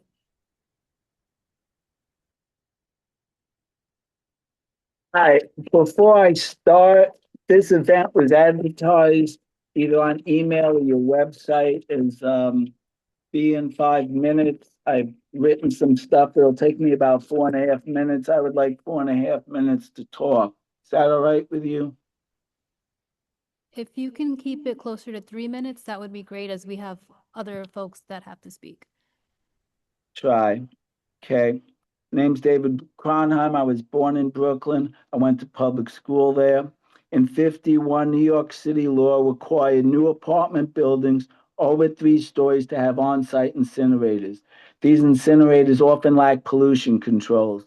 They were closed in the 70s. The last city incinerator was closed in the 90s, ending New York City incineration. New York City has been shipping trash to the Covanta ReWorld facility, I'll call Covanta, since the early 90s. Incineration is the most toxic and expensive way to deal with solid waste. I'm tired of my neighbors in Chester City, PA, dying early from cancer and respiratory diseases, worsened by the largest incinerator in the country, which Brooklyn and Queens still ship to be burnt. By shipping trash 2 hours away to be burnt, you are allowing the region to be polluted and poisoned, including New York City when the winds blow northeast from Chester City, PA to New York City. It's time for New York to prevent the incineration of New York City trash to save money and save lives. At least 90% of natural gas used for energy and heating in the U.S. comes from fracking. Processed natural gas contains at least 95% methane. All large-scale fracking for new wells was banned in New York State in 2024. So New York decided to outlaw incineration and large-scale fracking, which produces natural gas, which is mostly methane. Part of the sanitation department's plan would turn sewage and food scraps into methane, carbon dioxide, and biosolids. The biosolids would be applied to farmland, which would poison our food supply since biosolids contain PFAS, microplastic, and heavy metals. The sanitation department also greenwashed incineration, calling it advanced thermal treatment as renewable energy. Methane and carbon dioxide are the two worst pollution gases, increasing climate change and the risk of mass species extinctions, which is part of New York City Sanitation Department's plan. Incineration is not renewable. It depends on burning garbage, putting the most of it in toxic waste in the air as pollutants that damage human health and increase greenhouse gases, leaving behind toxic ash for landfills. This Erica kind of mentioned. Given that New York City and New York State eliminated incineration locally, along with greatly reducing methane from fraction, it's time that New York stop all plans to allow trash to be shipped from outside of New York for incineration and to give up making more methane from sewage. Otherwise, New York is hypocritically forcing upon others the plagues that New York is unwilling to burden on themselves. All right, I can stop here. So I'd like New York to do its part so we can all breathe cleaner air. Any questions? No, that's great. Thank you. All right, so back to our in-person group. Okay, so now we'd like to call up Nando Rodriguez and Susan Boyle.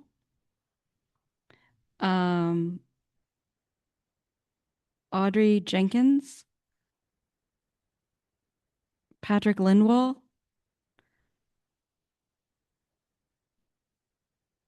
We have one more we could just. Danielle, are you gonna? Yeah, Betty Fibush? Yeah. Wait, is that? Have I? No, that's all right. Sorry. We'll get you next. We've got 5 up there now. Do we? No, Betty, come on down. You're the next contestant.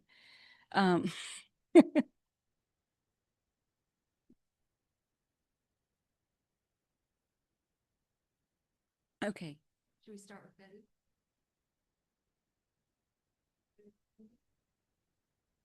Can you hear me? Okay, yeah. My name is Betty Fibush. I'm a member of the Brooklyn SWAB, Community Board 2. I'm a master composter and a community and school garden advocate. I concur with the prior speakers who have noted that the plan does not address the challenge of having less trash in the first place. We know that diversion rates are low and materials that could be recycled or composted are not. In order to address this huge challenge, I urge that we step back and consider, is this a people problem? In other words, people not separating their trash correctly, or a structural problem? I contend that unless government drafts policy that can be implemented and that physical solutions are in place, people, even those the most dedicated to this issue, cannot solve the problem. My story, briefly. I'm retired. I have a little more time than some others, and I'm dedicated to this. So, in addition to the regular recycling program, I try to sort and get my trash to the best place. Textiles to textile collection at the green markets. Walk a mile, carrying, as someone mentioned, heavy bags. Sometimes the collection group is not there. Paint to big reuse. It requires checking hours and then figuring out how to use a car, getting a ride. Plastic film. The saran wrap goes to a box at Target or Home Depot. Sometimes the box isn't there, and sometimes it's filled with trash. Lamps or fans that don't work. Try to find a repair cafe or put it on the curb with a sign, take it if you can fix it. Pillows and old towels. Sometimes veterinarians accept donations. That involves calling for specifics to see who's going to take it. Household objects that still work are donated on free cycle or to groups supporting immigrants. Not to mention the wine corks. They can go to the Reti Environmental Center. Corks in floating gardens mean fewer corks in the landfill. My goal is that there be nothing left in my trash. Not able to meet the goal. Takes time and effort, but what about people who don't have the interest or the time? The city must create structures to make it easy for residents to sort and dispose of things properly and conveniently. Once the physical structures are in place, a massive education campaign combined with incentives and enforcement needs to be rolled out. Absent this, we continue to drown in our trash, and people living and working in environmental justice places continue to suffer. For-profit companies are now marketing their services in New York. You can buy a subscription, mail the items in color-coded bags to a place in another state, and it gets recycled, not landfill. So our city has a new forward-thinking administration. We hope that they're ready to take on the challenge. We are told, don't litter, throw it away, but there's no away. Thank you. Thank you. Go ahead. Oh,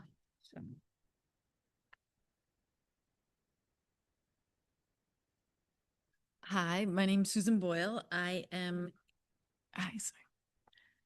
name's Susan Boyle. I'm here representing the 350 Brooklyn's Plastic Free Committee.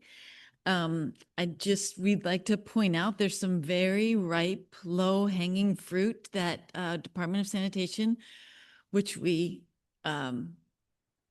greatly appreciate, as has been mentioned many times tonight. They do the city an incredible service. We wouldn't be here without them. But the low-hanging fruit that we could take, Department of Sanitation could take advantage of, are the many opportunities for coordinating and collaborating with Parks Department and the Department of Education. There's a great chance to institute a phase out of single-use plastics and reduce all packaging. As the borough president Reynoso said, the cafeteria's purchasing is all done by the city, and the public schools are great opportunity to reduce all the packaging and plastics, as cafeteria culture has been working on for years. Likewise, the Department of Sanitation can work with the Parks Department to phase out single-use plastics through requirements on vendors. This would be a tremendous win-win for parks and schools by reducing solid waste, which is being shipped to incinerators and to landfills and causing terrible air pollution and affecting environmental justice communities. The New York State Parks is in the midst of a 3-year phase out of single-use plastics that they are putting in place with their vendors at all state parks, and this is a great example to follow. So, thank you.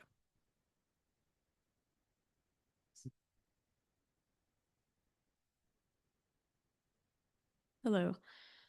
My name is Audrey Jenkins, and I'm a doctoral candidate at the New School, where I research public empowerment in urban, social, ecological policy, and I'm currently focused on organics management in New York City. I am also a master composter. I testified last month about the importance of the 26 SWAMP solid waste management plan for addressing inequities in our city. New York City claims the title of having the highest income inequality in the country and staggering unaffordability. The Urban Institute estimates that 62% of households are economically insecure, and United Way estimates that 50% of New Yorkers struggle to meet basic needs. This inequity is racially stratified, with Black unemployment now at 8.6% compared to just 3% among white workers. The solid waste management plan is an important opportunity to invest in equity in the city, both economically and environmentally, by making equitable investments an explicit objective of the 10-year plan. This could be done by assessing the quality and distribution of access to resources like land and funding for collecting and processing organics and other valuable reuse materials, and fostering not only an employment, but local business opportunities with city contracts. This approach could also place the city in a leading role for influencing the state's efforts, particularly around organics. The state's SWMP goal 4.2.9 indicates that the state will provide financial assistance for local, nonprofit, and small-scale organics collection and processing operations starting next year.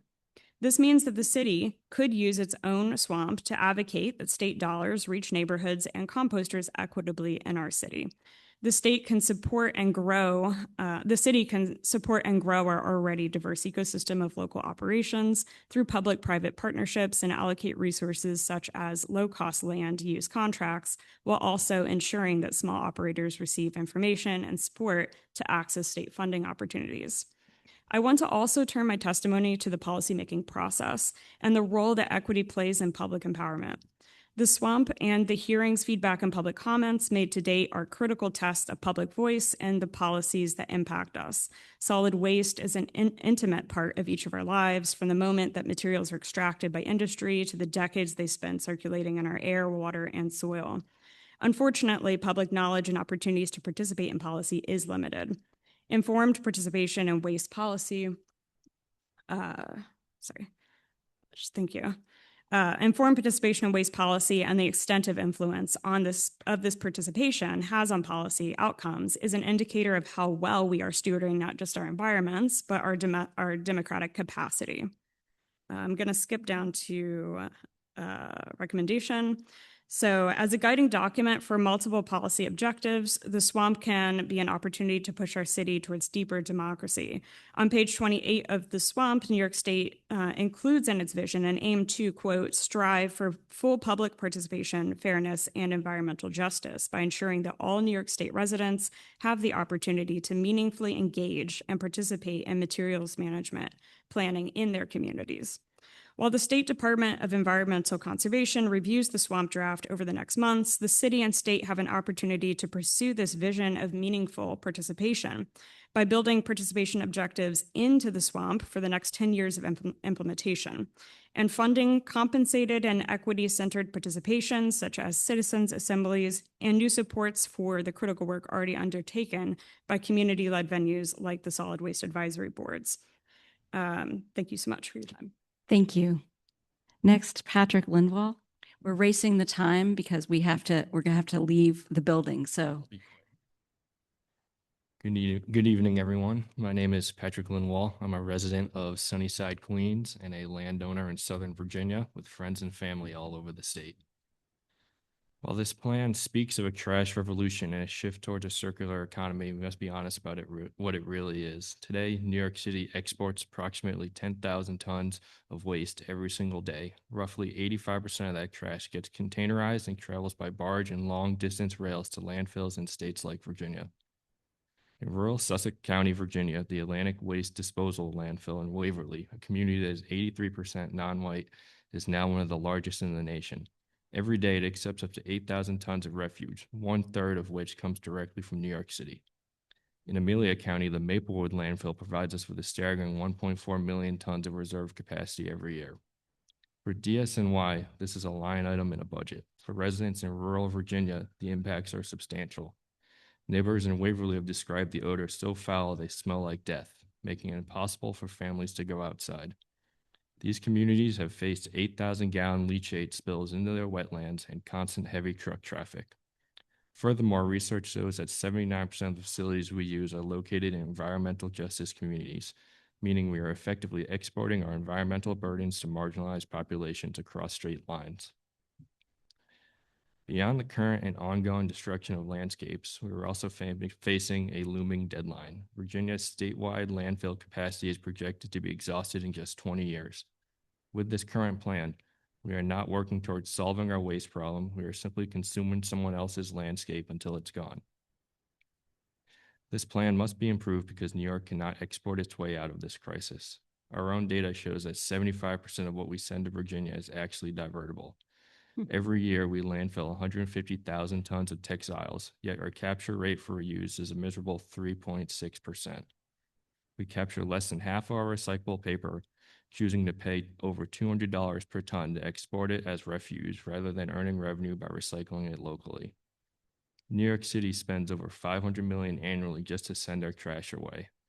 I'm calling on the DSNY to stop prioritizing these expensive export contracts that are destroying already overburdened communities and instead aggressively reinvest into funding local diversion resources, specifically for textiles, organics, and paper, so we stop treating rural Virginia and other states like it as New York's trash pile.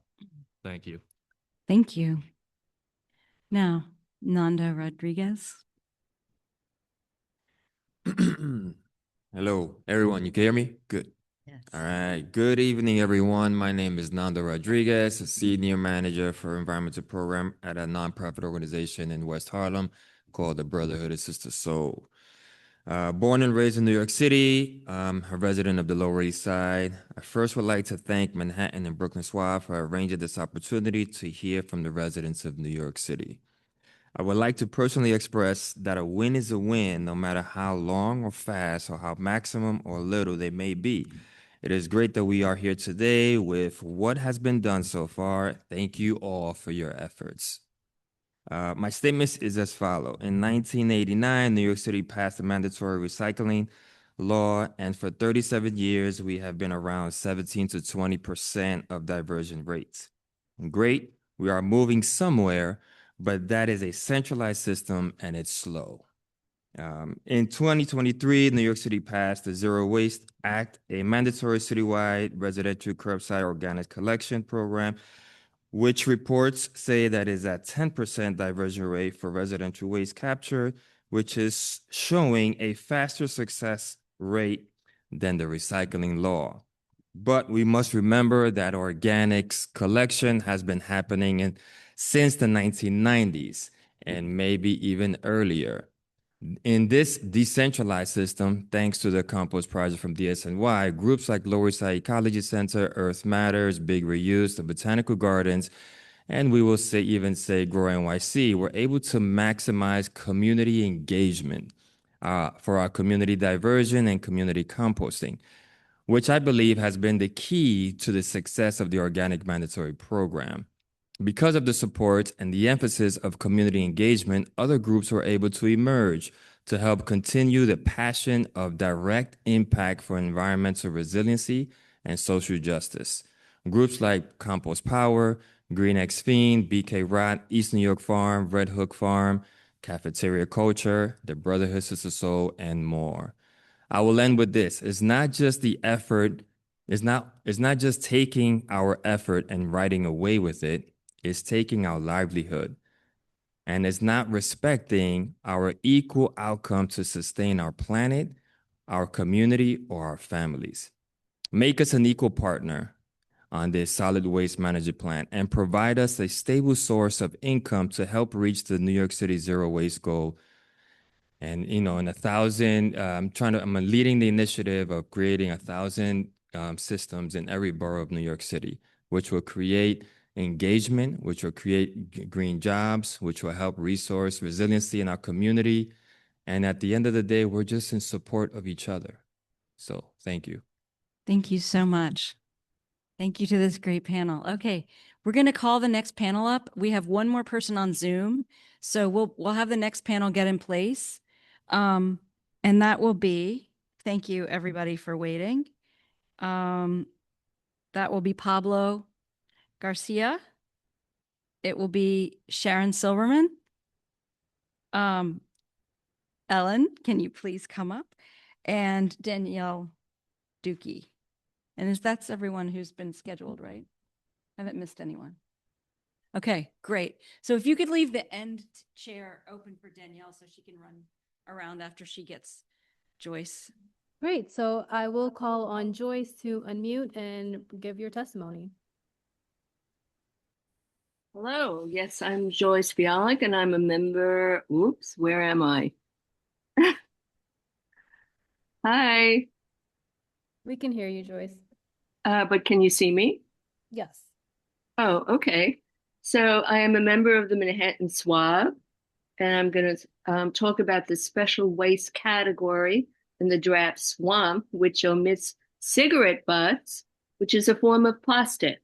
The butts contain heavy metals and other toxic chemicals and are one of the most littered items in the world, polluting soil, water, and air, and they are carcinogenic, endocrine disruptive, and neurotoxic. 2 measures have been recommended to deal with the problem. 1, educating the public to avoid littering the ground with butts, has been tried with some success in California's Undo program. This program used online messages to describe the health and environmental hazards and the importance of trashing butts rather than dropping them on the ground. Smokers should carry a bag outside with them to deposit their cigarettes as trash when they are finished. But the second measure is a law to ban the sale of filtered cigarettes. Such bills introduced in New York State Senate by Senator Liz Krueger failed to pass, but California met with some success. Santa Cruz County and the cities of Santa Cruz and Capitola enacted the world's first filtered cigarette sales ban to be effective in January 2027. The earlier messages in California describing the hazards of butts are likely to have contributed to passage of the bill. The SWMP lists the agency partners in creating the plan. Given the health impacts of solid waste, the omission of health agencies is troubling. To address health impacts, the Department of Sanitation must engage with the health department. So what I recommend is for the SWMP to work with the health department in developing messaging regarding health and environmental hazards of butts and what smokers can do. Such messaging is just the beginning of a campaign to ban the sale of filtered cigarettes. Thank you for this opportunity to talk about cigarette butts. Thank you, Joyce. Excellent, thank you. And so next we have Danielle. Do you want to just go last, and then we'll? Okay, so we can start with Sharon Silberman, and then we'll come down the line. Okay. Okay. Howdy. I'm Sharon Silberman, a veteran fashion designer of 35 plus years who's refocused my career to sustainability and circularity transformation in the apparel and textile industries. I own a textile and apparel waste, diversion, resale, and legislative compliance consulting business. I serve as the Textile Waste Committee Chair for the Manhattan Solid Waste Advisory Board and the Legislative Subcommittee Co-Chair for the NICE R3 Textile Committee. I've worked with New York State legislators on the Textile EPR and Fashion Act bills in Albany and with a UN BRS working group on global digital transparency recommendations for textiles. I produced 2 New York State textile legislation conferences in 2024 to facilitate conversation between legislators and fashion industry professionals. I've designed the clothes in your closet. And worked with Eileen Fisher, Take Back Garments, and New York City seniors to recover and repurpose these textiles. I've led university students in New York City, Philadelphia, and Nebraska on textile waste repurposing projects. This summer, I taught about 20 mending classes at 3 New York NYCHA campuses in Manhattan. It's odd to think textiles should be characterized as special waste. There is nothing closer to you right now than the clothing you're wearing. You'll likely re-outfit yourself several times today and every day. You might not have paper, plastic, or glass packaging to dispose of daily, but I trust you will get dressed, undressed, and redressed several times. Clothes are not single-use items, yet are increasingly being treated as short-term cheap purchases that are all too easily tossed in the trash, like packaging, to be replaced with something new and trendy. Trash is convenient, and there are currently no consequences for throwing your clothes or household textiles away, but those discards could be reused or repaired if needed. There is no true circularity without consumers. Pre-consumer and industrial textile waste is a commercial stream that covered under source separation recycling requirements. We fortunately have fab scrap to address that. In New York City, textile and apparel waste from residential collection only is 6% of the municipal solid waste stream, totaling between 155,000 to 200,000 tons annually after all donations, swaps, and refashion program collection. None of this is evaluated for resale, repair, or donation. All of it is either landfilled or incinerated. 310 to 400 million pounds of reusable textiles poisoning groundwater and soil in landfills and emitting methane for the next 200 plus years, or poisoning the air from burning. Approximately 85% of this could be recycled, repaired, donated, or resold, but first it needs to be separately collected and remain dry. This is where DSNY can play the largest role in post-consumer textile waste circularity. I commend the refashion bin program that collects residents' textile discards in buildings with 10 or more units, but this only covers a tiny fraction of those size buildings and leaves out millions of New Yorkers who don't live in big buildings. Why hasn't this program already expanded to cover more New Yorkers in the decade it's existed? This SWAMP is a decade-long plan, but seems to state weak wishes and not put forth a specific action plan with partners, rates, and dates. I was happy to learn that the refashion program is planning to expand tenfold, but the funding for such growth limits the speed of this. This plan needs to have generous budgets to facilitate speed to circularity. There are many businesses now that address mending and alterations, but they receive little to no fiscal support. This Thank plan you. speaks of education and outreach, but those who attend library and small mending classes aren't representative of those putting their end-of-life textiles in the trash. We overconsume, and such a behavior is a habit that needs to be replaced with alternatives like mending. Thank you so much. Now we go to Ellen Cooper. Hi, everybody. It's been a long night, so I'm going to rip up my speech. So, I had the opportunity, and I really value it, to listen to all these brilliant, brilliant ideas. And rather than just repeating, I just kind of want to bring it all together. And first of all, say that I'm Ellen Cooper. I'm a member of Manhattan City Council District 2. I'm a certified master composter, part of the SWAB Organics Committee, longtime trash geek. I really second Anna Sachs's brilliant idea, and I really hope that DSNY and Mayor Mondami will take it seriously to rethink the possible way that we can address our trash issue. And why not create a Department of Circularity that addresses so many things that Maggie's talking about, all that stuff that for years we've been talking about, it's sitting on the curb, the things that Sharon's talking about, these textiles, I don't know where to put, I could go to Union Square and I dropped off that stuff, but you know what? There were only 3 other bags of stuff. So people don't even understand. So DSNY has a job to do, and they do it great.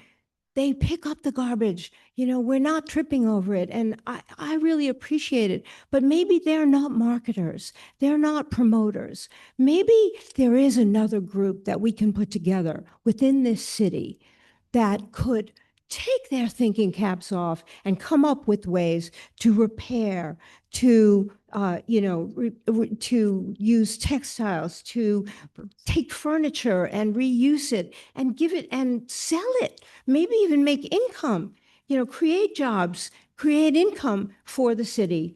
I think there's some great ideas that could really come out of this, and I hope that DSNY will talk to Mondami about this and accept the fact that maybe they don't have to be a marketing organization and promote composting.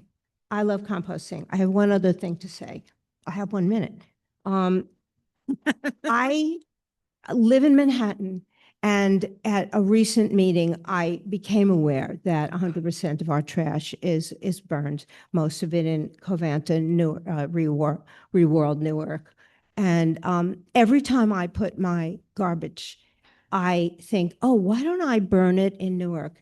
And it is maddening, and it freaks me out, and I don't feel like I have any other choice. And I urge DSNY to explore some other options. Thank you so much. Thank you. Thank you. Pablo Garcia. Okay, Bill Garcia, yes, a member of Brooklyn SWAB.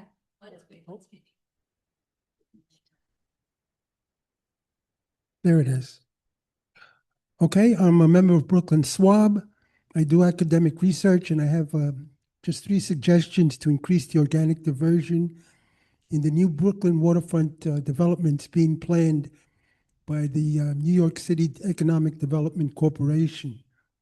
They have to explain to residents in the outreach meetings how decisions that they lobby for are going to impact the waste collection operations. DSNY has to establish micro-mobility hubs to reduce truck traffic, servicing residents and businesses. On the state level, DSNY should ask the state to require boating safety certificates, which they do already, but in the courses to have a section on each type of marine waste separation for onshore deposits in the New York City marinas. DSNY should have a representative in the community outreach phases of any waterfront development plan. Few residents are aware of the technologies available for separation of waste, especially organic waste. Compactors, cardboard balers, pneumatic transport systems, dewatering systems, and the New York City open data collection technology could be integrated with neighborhood needs if the political will is there, but they got to ask for it. The city waterfront has always been part of the DSNY transport system. DSNY previous its solid waste management plan, they streamlined the marine transfer station at Hamilton Station and the Southwest Brooklyn Marine Transfer Station. Okay, this regional transportation system is part of the Blue Highway Plan.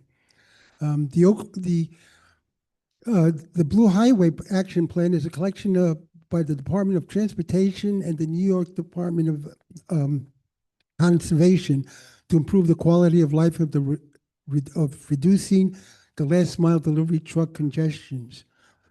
The construction of affordable housing and increases are going to require these commercial services, and they got to reduce traffic as well.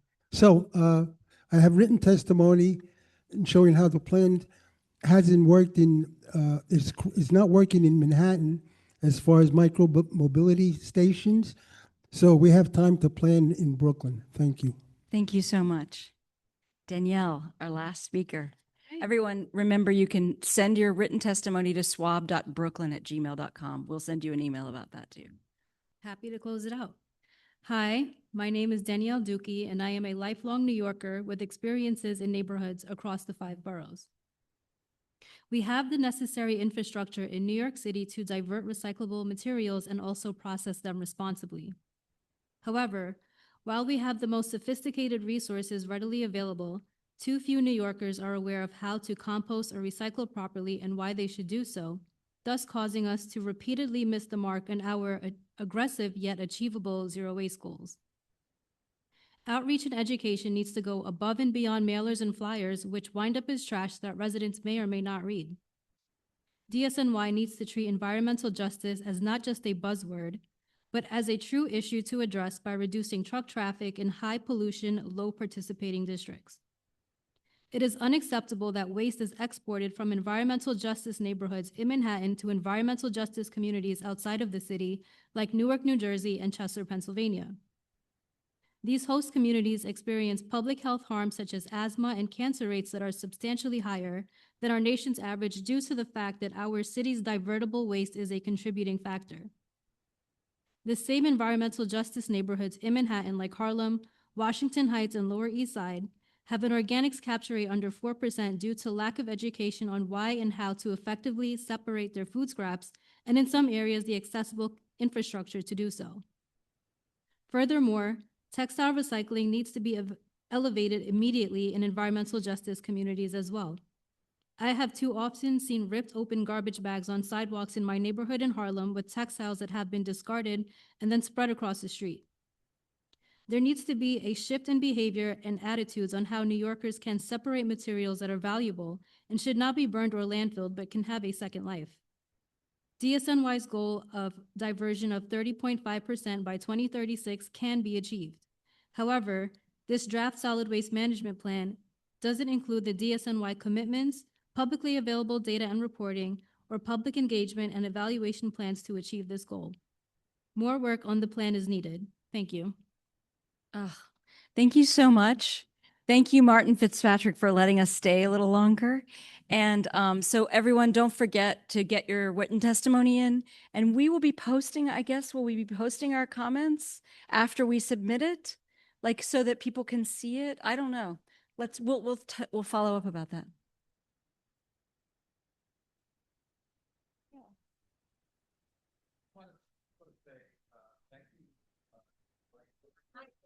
You need your mic. Okay, now it's on. Just on, I'd like, on behalf of the Manhattan, Brooklyn, Bronx, and Queens Solid Waste Advisory Boards, I'd like to thank Borough President Reynoso and to Lacey Tauber for helping and obtaining this room and helping us organize this event. I also want to thank the members of the SWABs who worked tirelessly to put this all together. And I don't have time to read out all their names because I think a lot of us want to go home, but I do want to thank each and every one of those folks that have spent the time to come out and testify online, because when we started this process, we think about 18 public comments. At least that's what the DSNY said on December 9th.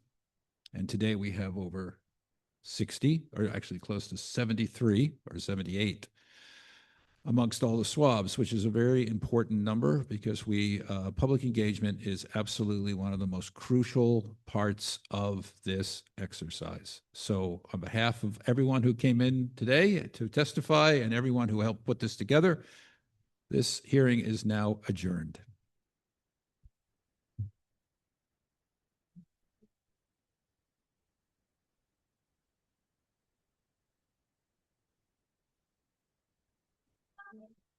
This was pretty good. Oh.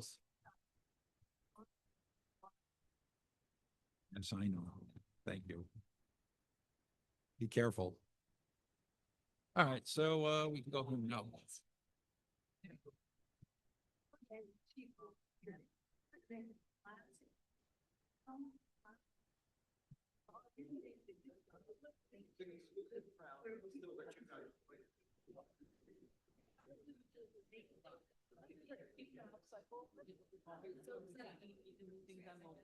Right, and then it's making business out doing. Exactly. About that another time. They even had a little bit of a. That's very cool. Exhibits. Minneapolis. Yeah, Minneapolis. So wherever, whatever.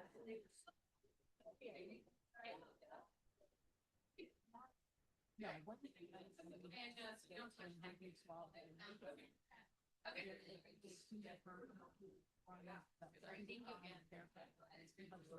Like she doesn't run them, but she oversees and those is like circular Hudson Valley programs.